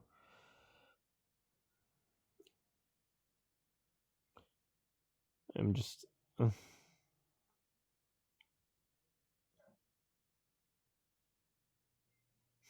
I like how even in the wiki in the Wikipedia plot summary, the last sentence, as Alma pays and leaves, Luca Guadagnino yells cut off screen. I love that that's like, because it is necessary to include in the plot summary.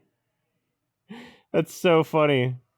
Imagine imagine reading the plot summary and like not having watched the film and then also not being familiar with who Luca Guadagnino is, and then reading the last sentence and being like, who's Luke? Why are they introducing a new character?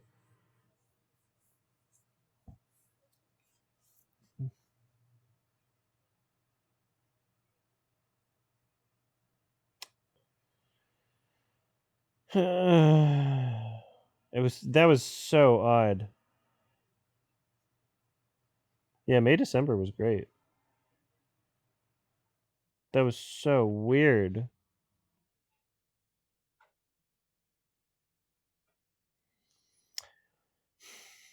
No, yeah. I liked it, as in I liked that I watched it. I don't regret a single second.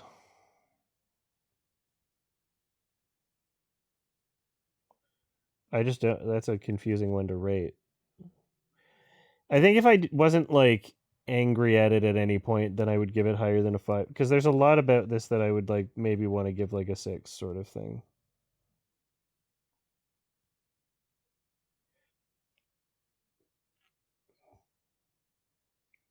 This was written by a woman?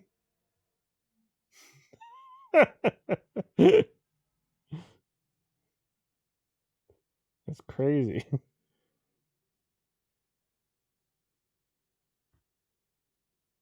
The fuck was this?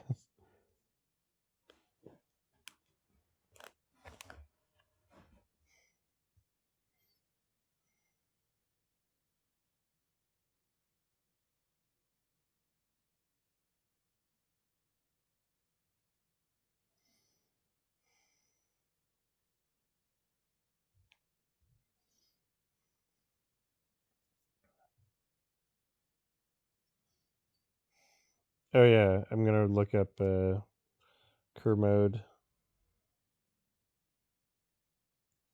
I'll just play it from my phone. You can hear it. Which is the new film by Luca Guadagnino, who, Bigger Splash, Call Me By Your Name, Suspiria Challenges, which I made tennis sexy, so well done. And Queer, which gave Daniel Craig a chance to stretch his wings. This is written by Nora Garrett.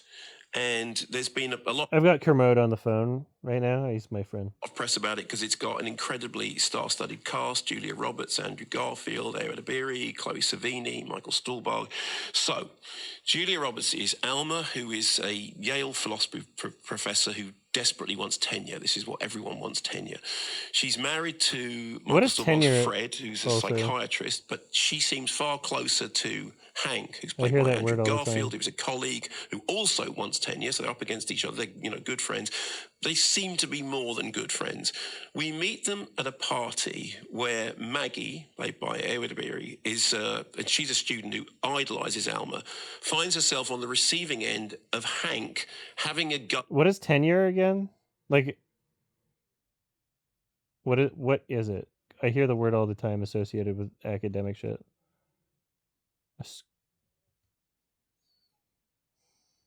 At young people for being too frightened of offense. Here's a clip. You're so tight. All your Special generation, protection. everyone in your generation, you're so tight. That's funny. It's like you get unionized. Or, I don't know. Right, You're God and can't be fight.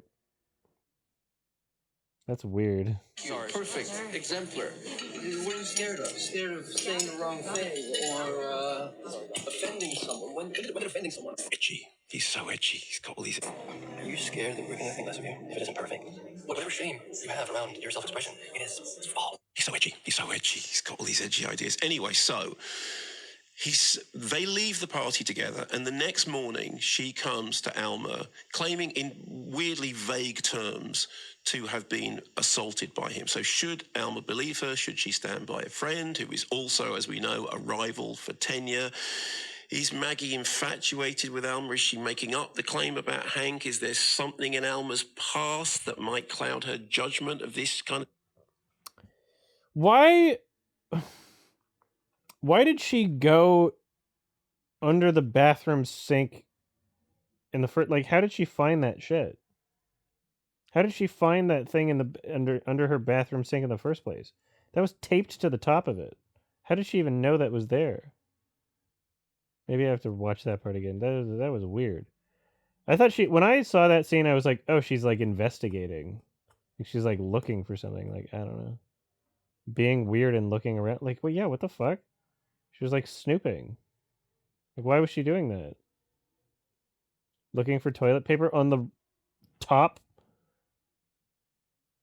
Like, that was like a flat envelope. How would you even know like, it's... Was the cupboard lit from the bottom? Like, how did she even see that? That doesn't make any... I don't understand that at all. Yeah, like, it seemed like she knew it was there already from the opening scene, but now watching the whole movie, it doesn't make sense that it would. issue on a personal level? No, it doesn't make any sense. There's a whole thing going on about... It would have made more sense if it wasn't there in the bathroom. It would have made more sense if it was like... Here's an easy fix. Oh, someone's in that bathroom. Hey, you can use mine, the master bedroom bathroom. She goes in there and then like decides like, oh, there's like an open jar. This drawer is ajar or something, and decides to snoop there. And then at least we would have an understanding of like, okay, she's a snooper, but she would find it. It doesn't even make sense how like she would find it. Can you watch a movie? Another movie? What time is it? 9:07. We could watch a few episodes of The Chair Company. Do you want to change the YouTube title? The YouTube and Twitch? So I've already seen the first like at least 5 episodes, by the way. So we didn't do a watch along for those, but anyway. Whether a thesis is actually any good or whether it's plagiarized. And it's not something where like it would matter too much about whether or not you've seen the first. Like I can fill you in easily. You're on your funny phone.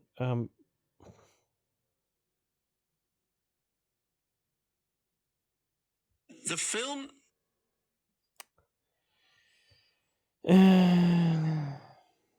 The film has this attitude of like, oh, we're asking interesting questions about the grey areas of consent and coercion in this cancel culture and a time in which mob morality can blah blah blah blah blah, and okay, that sounds interesting. But in fact, the film swings between being oblique and irritating and actually predominantly just plain clunky. So there's one plot point that revolves around Maggie finding a secret envelope whilst looking for something in Alma's loo, which is the most... I mean, it's a device that is so unbelievable that it's incomprehensible that it ever got past script stage. There's another thing about there's an illness which keeps, it's a very much a movie illness, which at key moments when they can't figure out how to end a scene, suddenly the illness will take over and then they'll wake up in hospital. There's another thing about the fact that Maggie is black and gay and dating a non-binary student and the daughter of one of the university's biggest donors, which is a contrivance that seriously somebody should have got. I'm sorry, you can have two of those, but because of the point that you're trying to make, just sorry, no. The other thing is that when the allegations are first discussed, and there's the whole thing about the conversation that is had, at no point does it seem to tally with what would actually happen if that conversation was taking place. Now, look, ambiguity is one thing. I understand that the film believes that it exists in this ambiguous world in which it's asking difficult questions.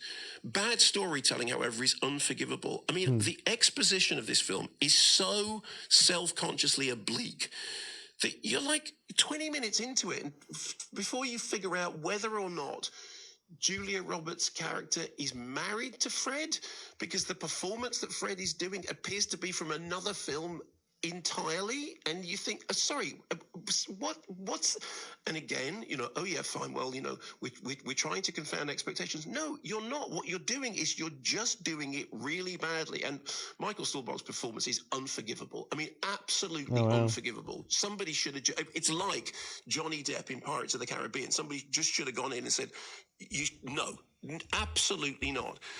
Chloe Savini as the student liaison officer who gets to do this speech about, it's got really hard for me to listen to the kids nowadays because, they've got everything, and yet the first injustice that happens to them, they think that the world revolves around them. And the film wants you to think that what it's doing is, like I said, unpicking these difficult issues in this strange time, and everything's very unclear. It's really... And it's really funny because when I was watching it, I was thinking, this is boring and it's badly acted and the exposition isn't very good.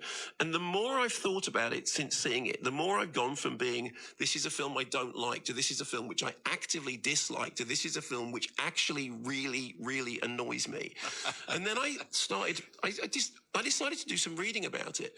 And it's produced by Brian Grazer, who, produced a bunch of Ron Howard things.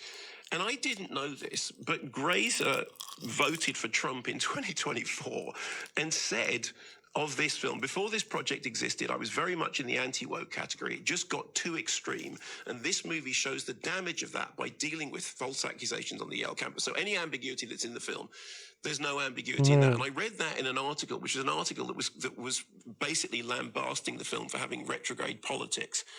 I think the problem with it is this. You could do an analysis of it that said, it's politics of this, that, and the other. I just think it's annoying. I think it's badly made. I think it's smug, self-satisfied, spending time in the company of a bunch of characters that I never believed in for 1 minute, doing really irritating things, falling into that category of American films about academia that have the kind of seminars that never happen, the kind of classroom discussions that never happen, the kind of interactions that never happen outside of movies, in which, as I said before, illnesses are absolutely movie illnesses. The score is by Trent Reznor and Atticus Ross, with whom I'm a bit cross at the moment anyway because of their, production of Tron Arse. The score here is really overbearingly, quirkily odd in a way that's really annoying, and he's just kind of doing the thing about the film. Look, we're doing a weird, unsettling score because these are weird, unsettling times. And then every now and then you get this motif of a ticking clock, which appears to be there just because somebody's thought there's no tension in this. We better put the sound of a ticking clock in there because otherwise it's not going to work. So way too long, and a coda at the end of it that is so fatuous it really should have hit the cutting room floor. There was a film that I reviewed a while ago called Sorry Baby, which does all of this for a fraction of the cost and in half the time.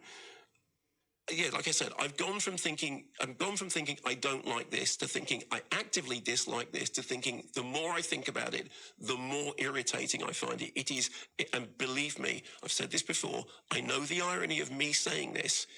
It is the smuggest thing I have seen all year. Yeah, that was funny.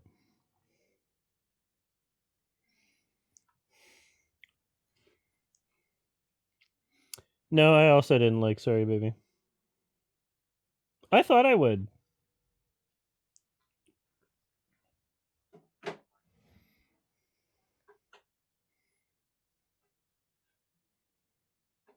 Yeah, I rated After the Hunt a 5, I guess.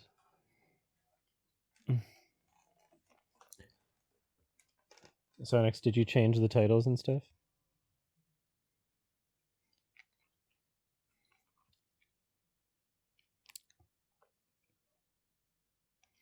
Is Hamnet playing near me? Doesn't matter. I'm not watching it until I can watch it on a computer.